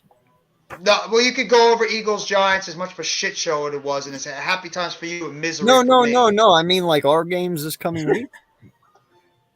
Oh, I got the message in the preview. Yeah, like you can go over the game last week if you want, as well as you can go over the games. Your game against the Bears, and obviously the bigger games like the Jets and the Lions, the Giants and the Commanders. Some of the bigger games are going to be happening this weekend. Yeah, no. Listen, man. Yeah, let's not talk about it. In all honesty, dude, it should be a good game between you and the Commanders. You know, I hope you guys. Yeah, I hope you win. I'm sorry, I do. I can't let my Appreciate brother that. have that one. You know, I told you at the beginning of the year, you're either going to start off hot or you're going to start off slow. You're going to gain speed at the end or you're going to lose it at the end. I think that's kind of where we see it going now. You know, I'm not saying like you're losing steam as in like you're going to fall off and not win another game. I'm saying like teams now know how to strategize against you. At the beginning of the year, they didn't, you know, and they found your weak spot and now everyone's utilizing it. But you guys hang in there, you know. I really am not going to talk trash about our game, bro. You know, that's I look at our game the way that I looked at the Eagles Tampa playoff game. You were just outmanned, outmatched, and outcoached. You know, I mean, talent. I told you from the get last week, talent will overcome in this game eventually, however long it may be. But it really didn't hold on that long. No, it didn't. Our game was over after the first drive. Yeah. We went 3 and out, and then you guys just literally drove down the field and scored that touchdown on us immediately. I'm like, we're fucked. Yeah, and then that 4th and 7 was like the nail in the coffin. The only time Julian Love makes a bad play in the back of the field, and he's whiffing and olaying right in front of Devontae Smith on a 4th and 7, and he walks in for a touchdown. I'm like, we're dead. After that, I'm like, we're done. And Yeah, I no, sit there man. with Randy and Tone and halftime sitting there laughing and enjoying it while I'm sitting there screaming my lungs out of misery. But go ahead, AK. I'm sorry. No, you're good, man. No, listen, man. I get it. We as Eagle fans have been there. We've been through the rough times too, screaming at our TVs. So I know how you feel. It sucks, but good things are ahead for you. You know, in all honesty, there is, and I can't wait for it because I am so fucking tired of the excuses. You know, I really am. Oh, we didn't have a good O line, or we didn't have I'm tired of Dak, the excuses too. I'm tired of it. or we didn't have McLaren, or we didn't have Heineke, or like, dude, excuse. Like, let's. That's why I want to play Dallas like this week because they're healthy right now, and I know what my team's going to do to them. And luckily, I have to wait one more week for that, and that sucks. But But we're not fully healthy. I want to wait until I don't have any excuses You either. both should kick it. You both should win your games pretty handily. I mean, they should beat Jacksonville, even though they played better, pretty handily. And you guys should take care of the Bears easily. So, but I'll answer this question real quickly from Blue City. What's my expectations for Landon Collins? Fuck, I know. The dude hasn't played all year so far. He's pretty much had a handful of snaps at linebacker, so he's really a safety transitioning to linebacker. So if he can go out there, not be too much of a sieve in the run defense, play pretty well against the run, then I'd be fine with it. But I'm not expecting a whole lot from a guy who really has not had that much play for the Giants this season. But I disagree. AK, I further, want to go answer ahead. that question already. Well, there's a question here about the Giants. no, I I'm gonna have know, to and disagree with that completely. I don't. That's what a lot of Because people have been the comparing the Giants Giants don't to. the How? Giants don't need any other team's help like the Eagles did last year. Eagles were begging teams to lose and win for us, and that's how we got to the playoffs. The Giants have their own path, and it Yeah. starts with this week. This is a must-win for the Giants this week. If you look at the schedule, if they can beat the Commanders this week, they sure as hell aren't going to beat the 49ers next week. And you guys, I don't see winning against the Vikings. So this is going to be a huge game between both teams. Who wants to make the postseason? Right now, you guys have to get this win. Oh yeah, it's a do or die. And Absolutely. okay, I get where you're coming from further on that, and 100% agree with you. But I'm looking at it more as an overall collective team. If you look at our team last year and where we were as first year head coach, first year system, limited Right. talent, they are us last year. Oh, I see what you're saying. Yeah. That's what they mean. Like we're yeah. like in that same position where Okay, like I agree. the Where team's next still year, getting together. yeah, and next year will be the year they get their feet under them and start doing what we did this year. They're a year behind us.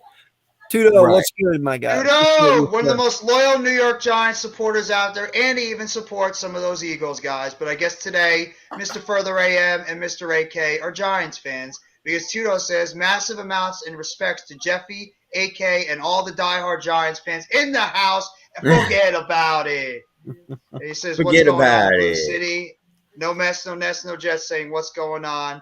To, of course, Tudo, the biggest Giants supporter out there, as well as he's a fantastic supporter of AK2. So, Tudo, always love having you in the chat, and thank you for always the great support you show. Happy Not Friday, only my everybody. channel, but And every trust me, Giants man, content I creator. respect the shit out of Tudo because that motherfucker made me earn his respect. did. He He never did. talked to me at one time, bro. He would never say a word He to me. put you through the ringer, AK. He put you through that damn ringer because you I know how know. bad he was with the Eagles stuff I last know, year, man. especially. Like, I was sitting here, we were all friends, we all got along, and then there's just Tudo. Fuck that guy. He's just like, Tudo's just always coming into the chat all the time. He's like always like saying all these nasty things about the Eagles, like piss off them Eagles fans, slap them dirty Eagles fans around. I'm gonna come to Link and I'm gonna start smacking them Eagles fans all the time over there at the Link. I love Tudo and the support he always shows, but the dude is a phenomenal supporter of not just myself, but everybody in the Big Blue crew, all the Giants content creators, Chris Entertainer, Big Blue, Bad Dog Sports, every single one of them, and love the support that Tudo always shows. And for an Eagles fan, gotta love what he does for a guy like AK, and of course for Further AM. The support he shows for them too. So thank you, Tudo. You know what we better do in the offseason? Get my team some fucking wide receivers, please. I'm so sick and tired of watching this garbage wide receivers on the outside. It's like watching Jalen Rager out there playing wide receiver. That's how bad it is. Appreciate you, sir. Thank you. Exactly. See? That's how it feels. It's like watching, and I've actually liked Isaiah Hodgins. I think he's been decent. He's playing pretty well for a guy that's not a top receiver. Darius Slayton, he's good for what he is, but he's not a top guy. No, Same you thing need with a Rich Devontae James. Smith, man. We need two guys. We need an alpha and another alpha. Well, we need two no, alphas. well, it all depends. do. I mean, to a point, though, don't you want to kind of see what Hodgins got? He'd be a You good know, death like- piece, honestly, AK. Not a starter. You don't think so? No, Dang. I think he's hit his ceiling. I think he'd be a good guy to bring in there if you want to put him in the red zone, maybe a couple of these slants. We need guys out there that can create double team matchups that are going to make teams go out there and be scared to play against us. We need a Devontae Smith. We need an A.J. Brown. We need a C.D. Lamb and a Michael Gallup. We need a Terry McLaurin, Jahan Dotson, those types of players, because we need guys that put the fear into the defenses game in and game out. Look at all the great teams out there, AK, for the most part. They all have dominant wide receivers on the perimeter. We don't have that. We lack that. I get it, bro, but you know, my thing is after, and no lie, this is the God's honest truth, bro. Mm-hmm. After watching Jalen Hurts do what he did, I kind of don't doubt anyone anymore. You know, because no lie, bro, it is, to me, to be a good football player, it is desire, it is will, it is wanting to be good. You know, it is a very big mental game when it comes to football.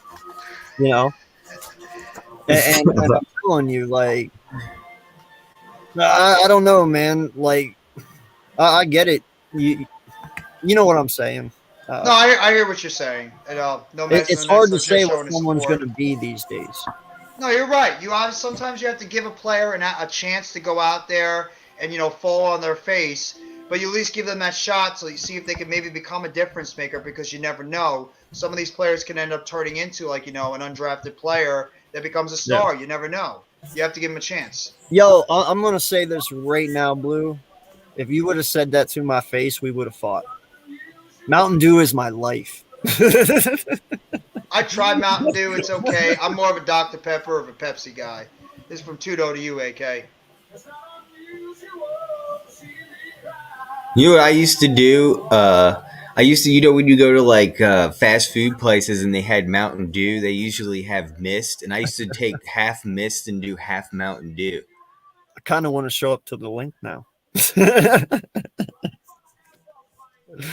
No, that's cool, man. I'm glad you're going. I hope you have a good time. You should. Listen, in all honesty, man, our tailgates aren't bad. I don't know what you guys hear. I don't know what is being said out there. But, dude, yeah, we're rowdy, but we have fun. You know, we don't start shit until after. Well, there's some people who are pissed drunk after the game that start shit, but I'm saying beforehand, like, dude, it's a good time. If you're near the stadium, you shouldn't have a problem. It's usually when you wander off into South Philadelphia and people are walking home where you find trouble, or the subway station. If you're around the stadium, really be caught yourself in a bad situation, basically, and you'll be fine. Yeah, don't run your mouth. Just laugh and just be like, "Ha, good game." But if you're gonna say "fuck you, pal," they will come back at you. Pretty much, it's like all really dependent on pretty much that. Just don't be they just love having fun, man. And no lie, there is a lot of people, even though you are the enemy team, whether you're a giant, dude. I've seen Washington Commander fans tailgating. I've seen a legit cowboy by himself, with boots on and a cowboy hat. Yeah. Like he just got off of Texas with his pants tucked in and his big cowboy belt, and he's walking in the parking lot. And everyone's just chanting "asshole," and he's just tipping his hat, going like this. Because he knows the deal. He knows the deal. Yeah, he knows the deal when it comes to these football games. Just the biggest gallon cowboy hat I've ever seen. Like, listen, man, you'll get your fuck yous, you'll get your booze, but in the end, people just yell at you. They don't do nothing. You know, it's all for the NFC East. This is what we do. It's not the vet, it's the link. It mellowed out long ago. I promise you'll be safe. If Dallas fans can go there, Giant fans can go there. I'll tell Yeah, you. you Giants can fans already tailgate go with us, there. too. Let They me already tell go you. there. I think our guy on Popular Opinion Sports and Mac the Giants fan are actually going to be at that game at the link. Oh, now I really want to go. I think they're both going to go to that game, so they're already going to be not afraid to go to the AK, Giants game. And we break did it open. Maybe I'll go 4th and tailgate. John. Maybe Didn't I'll you go s- tailgate. Didn't you see opposing fans at the 4th and John That's tailgate? what I And said. no Yeah. one bothered them, and we all got along, and we were talking with them, and most likely it was like a girlfriend or boyfriend that dragged them along, and they didn't. Yeah. let It's them not do like I'm over here wanting to have AK and further want to strangle me because they're Eagles fans. I'm a Giant fan. We respect no each way, other. dude. I'd Dude, be if we had a We respect each tailgate, other. I'd pull up a chair for you, Jeff, and I'd make you a burger and sit you down. And you give probably a pull the beer. chair behind you, put bugs and stuff in No, my dude, burger. I get Gail. Like they in did in Hollywood what do you and call it? They No. did in a Clerks 2. cheesesteak. You piss in my soda cup. You put burgers up. You put like flies and stuff on my burger. Like a little Clerks 2 thing on there. Listen, as long as you don't put your ball sack on my drum set, we're straight. Not put balls on your drum set. Oh my god. Dale's got a mangina. Dale's got a mangina. It's like See how it's fucking going Catalina over here, wine fellas. mixer. Yeah, fucking Catalina Catalina wine mixer. Pah! Pah! I never knew what the hell he was saying for that whole time, and I'm like, oh, he's saying pow. Pow. Pah! Pow. Pah! Dude, they need to make a second one. I'm sorry, but they do. What would you make it about, though? Like, how would you Step make Brothers the 2. premise? Step Brothers 2, and literally what I would do is I'd have them the parents this time. And because remember at the end they had girlfriends. Well, I'd fucking have them married this time, and yeah. AK Jeffrey, we don't waste our time and money to go to the link. We don't watch the game either. Just boys hunting. Bully them and expect them to say something. And we always leave our signature behind, bloody noses. See, that's Tudo for you. You don't go there to watch the football game. He's going over there to pop some people in the nostril. He's going over there to break some noses, get some little bloody noses out there. That's Tudo in a nutshell. But it's all good. He gonna be It's all popping good. collars on them bitch asses. Exactly. And he ain't going to be popping collars like 3-6 Mafia was doing back in the day in their song. Right. Let's just be real. Seriously, but I love Tudo's enthusiasm all the time. The dude is awesome. Dude, Ted was awesome. Ted was a great movie. The second one was solid, but the first one was fucking classic. Dude, Ted really died off in the second one, but that first one was really good. Epic. Is anything ever going to beat the sequel in a movie, though? Are there a lot of sequel movies that beat the original? Not a lot. Some, very rare. Nah, well, there's two in particular I can think of, but I'm not gonna say them live because I don't want to have my nerd come out. No, you could say it. Say it. You brought it up. Now you got to say it. The Lord of the Rings and Harry Potter, man, they were actually pretty epic after the originals. They always got better. That's true. I thought the first one was okay. The second Lord of the Rings was actually my favorite, The Two Towers. I thought that was the best one out of all of them. In terms of Harry Potter, I like the last one. Dude, and all the fucking Hallows. hobbits are amazing. The hobbits They are like They're fucking freaking awesome. awesome. The last battle was awesome. I enjoyed the last battle in Harry Potter, and I've never been a Harry Potter guy. Boats and hoes. We're not just gonna post it. Dude, wait. What was And that let year, the chip in it. 2008, where they made that song, something, the Saturday Night Live crew, something, I'm on a boat. Remember that song? Yeah. That went viral? Yeah. What the Dude, hell there is in the name that of time group? during spring break, that's all they played was I'm on a boat. What I'm the on a fuck was the boat, name of and that group? Oh my god. It's gonna bother me. Dude, nothing beats Lonely it. Island. That's it. The Lonely Island. Nothing beats Lunch Lady Land. I've never heard that one. Which one was that one? Adam Sandler?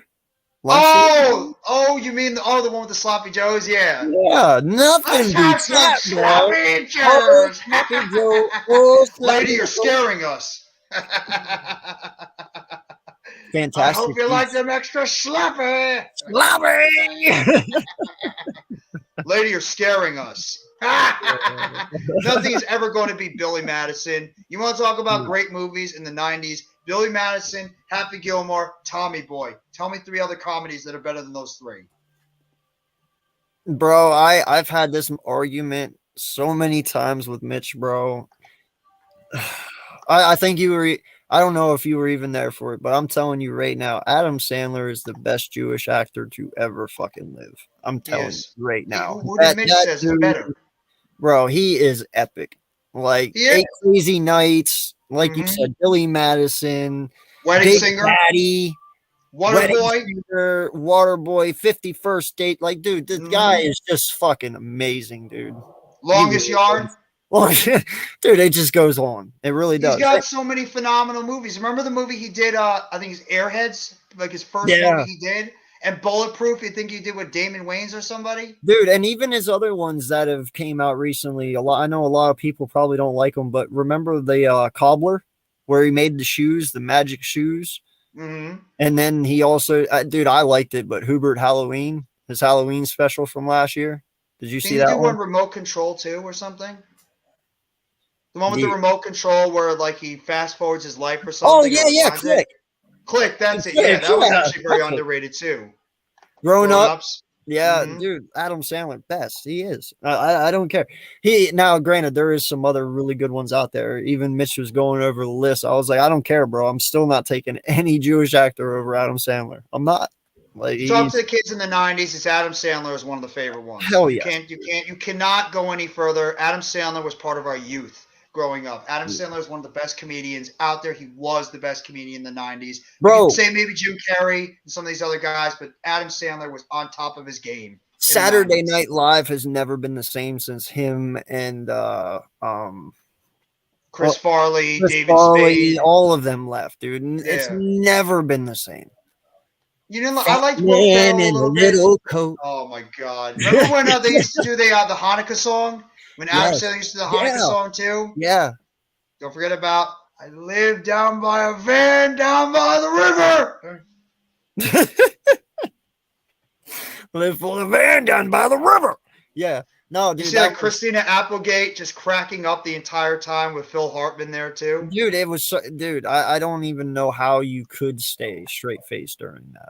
I can't. Chris Farley was one of those comedians that no matter what he said, I would just burst out laughing because his mannerisms when he yells like crazy. He was in friggin' Billy Madison. He was the bus driver. It's one of the Bro, funniest parts of the movie when he was the bus driver. do you remember the skit he did, the Chips one, where they were the strip dancers with Yes, with what's Patrick his face? Swayze. Patrick Patrick Swayze. Swayze, yeah. Oh my god, dude, that is when You see I like the rolls of truly fat start to like jiggle all over the place. I that just could is not when I stop laughing. I was truly dying. bro, that is when I truly fell in love and respected the shit out of Chris Farley. You know, like a man that size. First off, a man that size should not be able to do the shit that dude could do. Like Yeah. that. Holy crap! But no, dude, Chris Farley, epic, dude, epic. Like, I wish he never passed away, bro, because I don't know what that man would have done. His career Like, would have been oh my phenomenal. god, yeah, Look at David Spade. I mean, David Spade yeah. and Chris Farley had such incredible chemistry together in that and Tommy Boy and Black Sheep. Who could have known what kind of movies they could have done together? It's just And a that shame really we lost a affected comedic icon in the 90s. that affected David Spade a lot too, man. Oh, no doubt about it. That was his best friend. I mean, And yes, Sandler too. Blue, and yes, Blue. The Three Stooges. I loved watching that as a kid. I loved it, bro. Absolutely. Me too. One of the best and underrated shows ever. Here's a couple of comments from Tudo for you, AK. We all love you, brother. If you show up, look for number 92, no names on back. After we're doing Destroying All Boys, we'll take you out for some nice dinner, brother. Respect. Appreciate you, man. But I don't know if an Eagle guy can stand there and watch you beat up other Eagle guys and not get beat up himself. But okay. Well, This one hurt me too. I Well- loved that. I loved Robin Williams. Robin Williams was a gut punch to me. I remember I was actually hanging out with my friend one night. We were just like grabbing some food at a Wendy's or something. And I found out the news about Robin Williams, and like it just sunk. Like that's the dude that we grew up watching too. The guy was. You want to talk about a guy that could just sit there and just do nothing and he can make you laugh? His mannerisms, his just random things that he just pop in with the most weirdest shit ever, and it would just be funny as hell. He was just the epitome of a comedic genius. Was Robin Williams. the thing that really irritated me about that one, bro, is he hit it so well. He did. Like he did not. When you looked at Robin Williams, and granted, like yeah, we did not see him in his personal life, but bro, would you have ever suspected that man to be depressed? No. No, I never would have. Like that. And listen, I know he had some memory things, and his brain was going out on him as well at the time. But yeah, man, that one hit me hard too. You know, Yeah, that was a loss. that one hurt. You know, because dude, that's our childhood. That's all '90s kids' childhood. You know, how many Robin Williams movies have been out there that we've seen? You know, Yeah. Not just Good Mrs. Morning Doubtfire. There's been a Vietnam, lot of them. Mrs. Doubtfire. You know, Jack. Jack, Yeah, no, Patch Adams, Patch out, dude. There's so many of them, man. So Hook. yeah, he was Even so, like even like the ones they did that weren't comedic ones, like Insomnia and 1 Hour yeah. Photo. Those ones made you Oh think. shit! What was the one with Matt Damon where he was Goodwill Hunting. Goodwill Hunting? Yes, dude. That Goodwill was Hunting is one of the greatest movies that ever came out. that That might movie be was his best movie ever. incredible. That I might think be his so. best movie ever. I I mean, think so. that was an amazing movie, dude. And It in was. all honesty, Aladdin.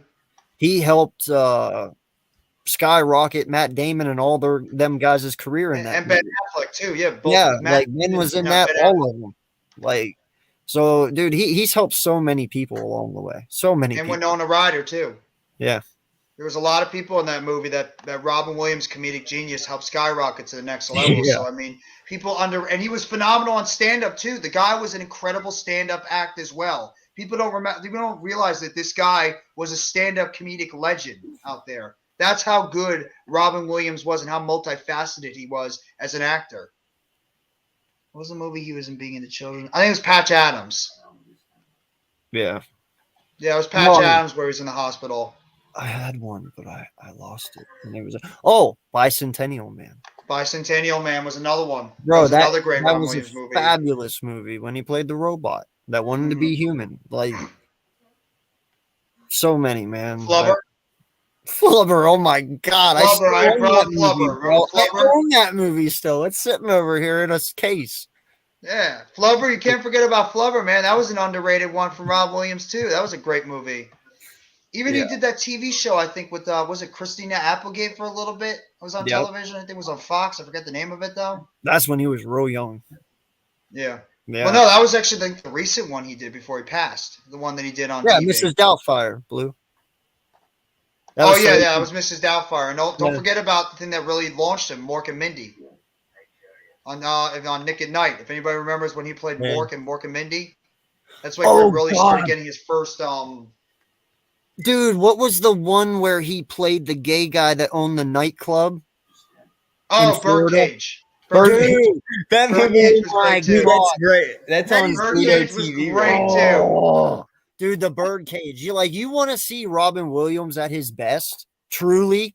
Dude, you have to watch the Birdcage. Holy shit. That movie is epic, dude. That was one of his underrated classics, was the Birdcage. I mean, you want to talk about Robin Williams in his prime, just doing Robin Williams. Just watch the Birdcage. You will not stop laughing how good that movie is overall. Right. It is freaking fantastic. I love And dude, the you can tell his acting genius in that movie. Like, he lets it all out. It is so good. The problem is, though, if you try to do a movie that nowadays like that, it would be, we know what would happen. No You can get away with that kind of stuff back in the day. Yeah. Because Robin Williams was unfiltered. He didn't care who he offended. He didn't care what he said. He was going out there and being the guy that everybody at that time loved. He just didn't care. He was unfiltered. He was going to say whatever he said. He was going to do whatever he was going to do. I remember he did an interview with Dave Letterman not that long ago where he actually talked about when he was entering rehab for his addictions that he had to deal with. And he just went full-blown and just started talking about it like it was nothing. The guy was unfiltered. He didn't care. He just wanted to go out there and make people laugh. And we all appreciated that type of person he was. Robin Williams was the definition of a comedic fucking genius. He was a comedic genius. There will never, ever be another person that will be a Robin Williams, period. And it's just a damn shame that we lost him way too early than we did, because I still think there's more he could offer us in terms of comedy. Oh, absolutely. Oh, I'll say the same thing when we lose Jim Carrey, because if Jim Carrey ever, Jim Carrey is another person that I grew up watching. I'm sure you guys did too, because during the 90s, who was the comedic guy during the biggest one? Was probably Jim Carrey with all the movies he did. Oh yeah, no, in the '90s, bro. It was Jim Carrey, Adam Sandler, and Robin Williams. Yeah. That was your comedy guys. No lie. I mean, Ace Ventura, Pet Detective, Ace Ventura, When Nature Calls. I mean, you want to talk about Dumb and Dumber, The Mask, Liar Liar, Bruce Almighty.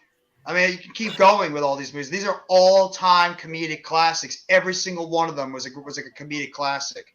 It's hard to actually name what was Jim Carrey's best movie because you name about 5, 6, 7 of them that are up there as his best. They were all that good. It's tough. I would have to say my two favorite Jim Carrey ones is The Cable Guy Oh, The Cable Guy was a great one too. and Me, Myself, and Irene. Interesting. That's the one that came out That- of left field. dude, That was that- a good one, or The Truman Show too. Bro, the Truman Show, but Me, Myself, and Irene was kind of like the birdcage for Robin Williams. Like, Yeah.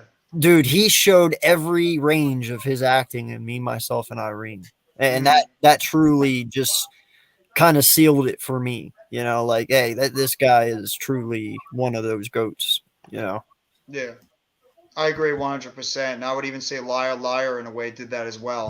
That showed his Yeah. complete range of his acting all over the place. Just like everywhere you want to go with a guy like Jim Carrey, he showed it in that movie. well, wasn't Me, Myself, and Irene before Liar Liar? Yeah, Me, Myself, and Irene. I think like Truman Show, Cable Guy, Dumb and Dumber, and all those like Me, Myself, and Yeah. Irene all came around the same time. Because I think Ace Ventura, Pet Detective, and that's still my all-time favorite. I mean, For there's sure. nothing about Ace Ventura, Pet Detective that I do not love. Every single thing about that movie is freaking hilarious. Finkel and Einhorn. Say You hello know- to Captain Winky. Say hello to Captain Winky.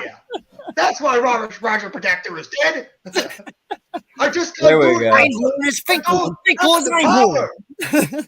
Or halftime. Dum dum dum dum dun dun. It's okay. He'll be there for a while. Don't worry about it. Not He does. go in there. Woo! Yummy. Yeah, dude. There's so many awesome quotes from that movie, or even the beginning. The beginning of the movie where he's kicking the damn package all over the place and he steals the Right. Shih Tzu. Yeah. The Shih Tzu dog. And then, like, where he's like, on the pole and something with that woman. He's like, look, real friendly around here. Whoa! How can you? There's like so many great quotes from that movie. It's definitely like an all-time classic. And the second one was great too. I mean, Yeah. Nature Calls was awesome as well. From like the Monopoly guy. And you must be the Monopoly guy. Do not pass go. Do not collect $200. Hey, what do you think? I finally got the sign working. Hey, there it is. There you go. So you got it Let's working. go. It's finally up. I've been trying to figure that out for 2 years. I've been too lazy, and it's about damn time it's up. So you that's been there for 2 years and you just pulled it out. Pause. Yeah, I've had it for 2 years. See, I knew AK would pick that one up. Get it? That's why I threw the pause in there just in case nobody picked that one up. God, I could. You could make a lot of jokes with that one. I'm just gonna let it go. Not, there's a lot of jokes you can make out of that one. It's just if you choose to go that path, choose to ride down that path. No, I'll Pause save that again. for 9:00, bro.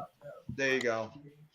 But Well, listen, Yeah, guys, I gotta go get my kids to sleep. It was a pleasure talking with y'all. no, AK, thank you. My room is open at 9 p.m. if y'all want to come join me. We got a lot of shit to talk Absolutely. about, so Is it just a call-in show, or is it like one person at a time? You're just letting whoever the hell you no, want. no, I'm just gonna kind of it's like a Friday hangout type thing, but we're gonna talk football and shit, so.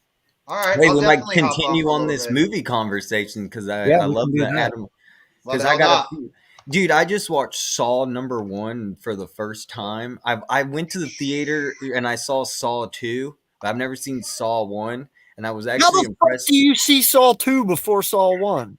I don't know. I just got dragged along and with my friends and That's went. like watching the second Lord of the Rings before the first one.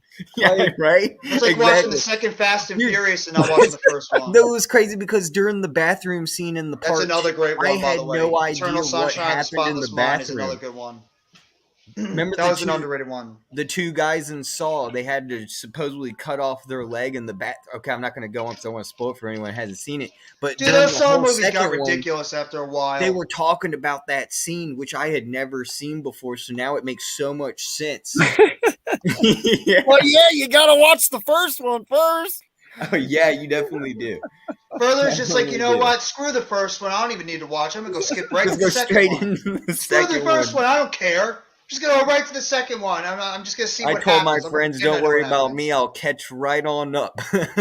See, dude, I didn't become a big Lord of the Rings fan until the movies dropped. I was like, fuck books. I'll wait for the movie.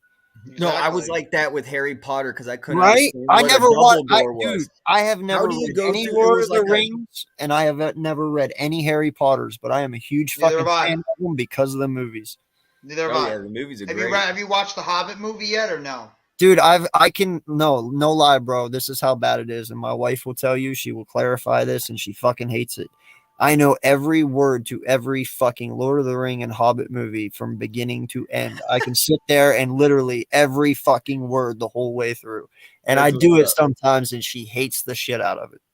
What do you guys think about this question? I kind of wish that Joey Shakes was here because he's the Mr. Ultimate when it comes to like these horror movies. But like, who would win in these fights? Freddy, Michael Myers, Jason, Chucky. I don't know who the hell Jacqueline is, or the Wolfman. Why don't you throw the Leprechaun in there too, or Well, Hellraiser?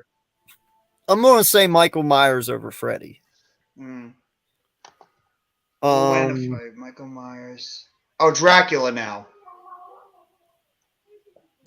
Michael Myers. Wait, are they all fighting together, or is it Michael Myers I think it's a free for versus all. Jason? Oh, a free for all.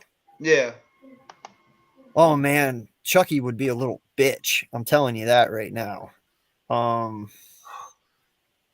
So I'm going Freddy. Psychological. I think Freddy's gonna mess with you psychologically up there. He's got the advantage over all of them. Freddy can beat you in the mind. can Dracula die? I don't think you can kill Dracula. Garlic, right? No, Sunlight. the main one. Like we're talking the original one. I don't Yeah, think Garlic. Doesn't Garlic kill him? I don't know. I don't know. I don't watch biographies on Dracula, but I could have sworn No. Garlic is the thing that beats him. But I mean, you've never watched what was the one with Wesley Snipes? Oh, Blade? You never watched Blade, like the third No, one? I have watched Blade, but he was. I've never actually. I need to watch Blade. I've never seen. I've seen it, but it was so long ago. I don't remember it. Oh, Yeah. dude, they're epic. I love Blade. I know what it's about. I've seen it. I just don't remember the plot at all. I won't spoil it. I know it's all about martial arts, and he's kick ass, and he's throwing shit. The Yeah, first one was a cult classic. Yeah, One the was first a one. Yeah, that's what I need to absolute watch. Cult classic. I never watched the third one second were or like, third. Yeah, no, unfortunately, Wolfman's dead.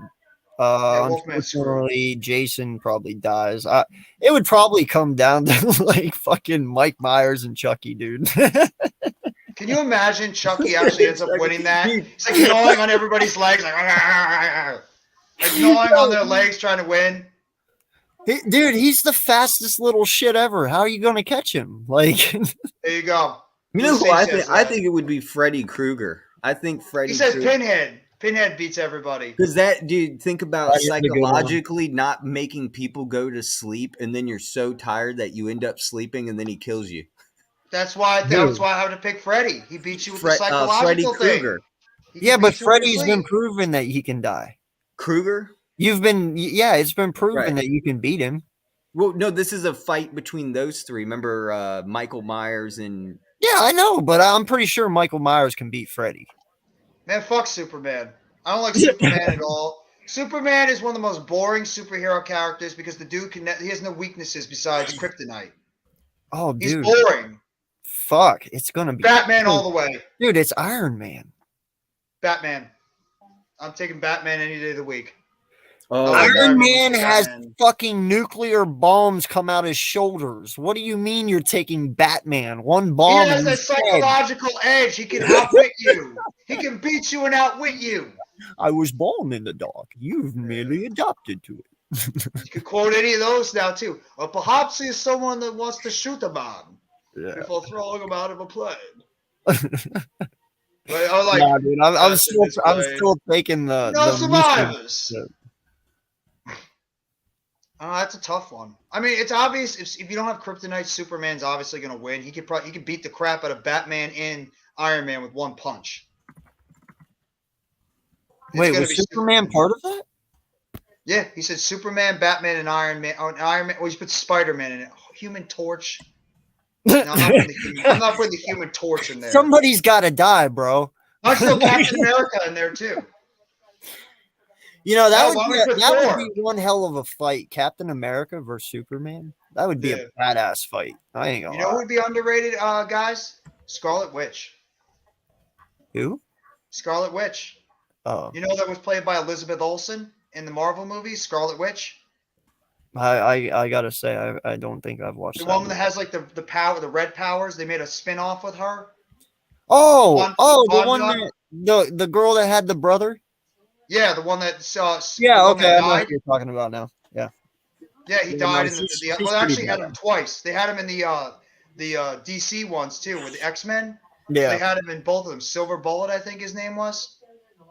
Yeah, the twin brother that died in the second one. And you're seeing me nerd off right now with my Marvel stuff because I love the Marvel movies. Who's your favorite Marvel character? Oh, I'd probably go with Iron Man. I do. It's Iron Man and Captain America are very close, but I'd probably go with Iron Man with a slight edge because I loved all the Iron Man movies. Iron Man was easily one of the most exciting of all the movies. I loved every single one of them. The first one I thought was great. The second one. I am Wolverine 100%, bro. You know, I like. Is he Marvel completely though? They recognize him in Marvel a little bit, but they sometimes like don't credit it as Marvel all the way because they'd say it's just X-Men and that's it. Even though that crossover is probably coming sometime in the future. The X-Men's made by Marvel, so Yeah. I mean, I don't know. It's like weird that they sometimes I don't know. classify it completely as Marvel. I I don't know. get it because they're made by freaking Marvel. Why you not classify it? I think it's because their name is so big they can kind of withstand themselves. Yeah, and I But- thought that the original Marvel, the X-Men one sucked. But yeah, I mean, dude, Wolverine is like, Remember they made the spin-off with Wolverine with Ryan Reynolds as the first How could I forget about Deadpool? How could I forget about Deadpool of all of them? Deadpool is like the best. yeah, How can you hate Deadpool? it's no, I don't, and that, dude, I've watched 1 and 2, and isn't there a third one coming out here soon? Yeah, I Yes. believe there's a third one on the way. What? What?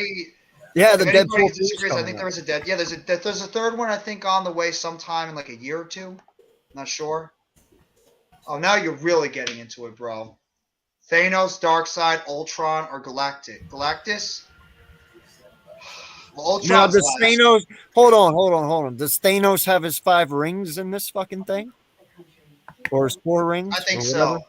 I think so. Well, I mean, you either give him the power or you don't. What kind of Thanos are we talking? Like full powered Thanos, or I think it's full power Thanos with all 5 stones. I got to go with Thanos then. I think.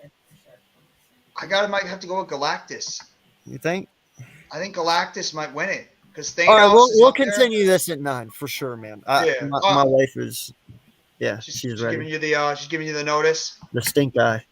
No, Yeah. it's all good, bro. I'll try to hop on a little bit. I'm gonna probably go over to Rob's channel for a little bit, and just give him his support. Does anybody have any last thoughts on the football games this weekend before we close the stream? Yeah, we're gonna win and you're gonna win. Bam. There you go. AK, I want to thank you for coming on the stream. Further AM, I want to thank you for popping on the stream too.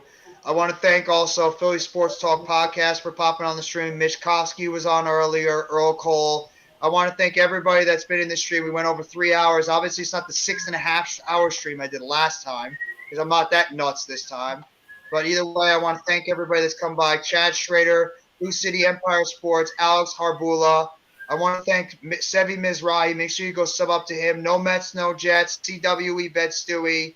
Karem Mawani, RQ3. Obviously, thank you so much for coming by the stream. Hit Squad Productions. Go give him the sub up if you haven't already as well. Irrelevant fan, a loyal Texans fan. Make sure you go give him the sub up too. No Mets, no Nets, no Jets. One of the most loyal New York Giants content creator guys. Always there supporting. Of course, AK Eagles, one of the better Philadelphia Eagles supporters. Make sure you go sub him up. Cole's Cowboys. We might all disagree with him with his Cowboys, but he's a fantastic Cowboys content creator. Make sure you go sub up Cole's Cowboys. He does excellent work with the Cowboys. Philly Halftime. Go give Philly Halftime a sub up as well. He does excellent work with the Philadelphia Eagles. Get him ready. He's going to be doing a show tomorrow with Philly Sports Rap as well as Next Shift Randy for the matchup show. Go give him a sub up. Nova Nebula. Love the support he gives me with the New York Giants. He also has his own channel. Go sub up to him. He does a lot of gaming over there. Nova Nebula is his channel name. Make sure you go give him a sub up as well. Tudo. Can't forget about Tudo, the most loyal New York Giants supporter out of everybody out there. Go make sure you guys give him the love that he deserves. The dude is a fantastic supporter. And I want to say thank you, everybody, for coming by the live stream. Thank you, everyone. Thank you. Have a great rest of your Friday. I will see you next week at 5:30 for another edition of the Football Friday and Giants Sports Talk Show. Take it easy, and as always, before we close it out, let's go New York Football Giants. Let's get it done on Sunday against the Washington Commanders, and let's go to 8-5-1 on the season. Together, Blue, everyone. Have a great rest of your Friday night.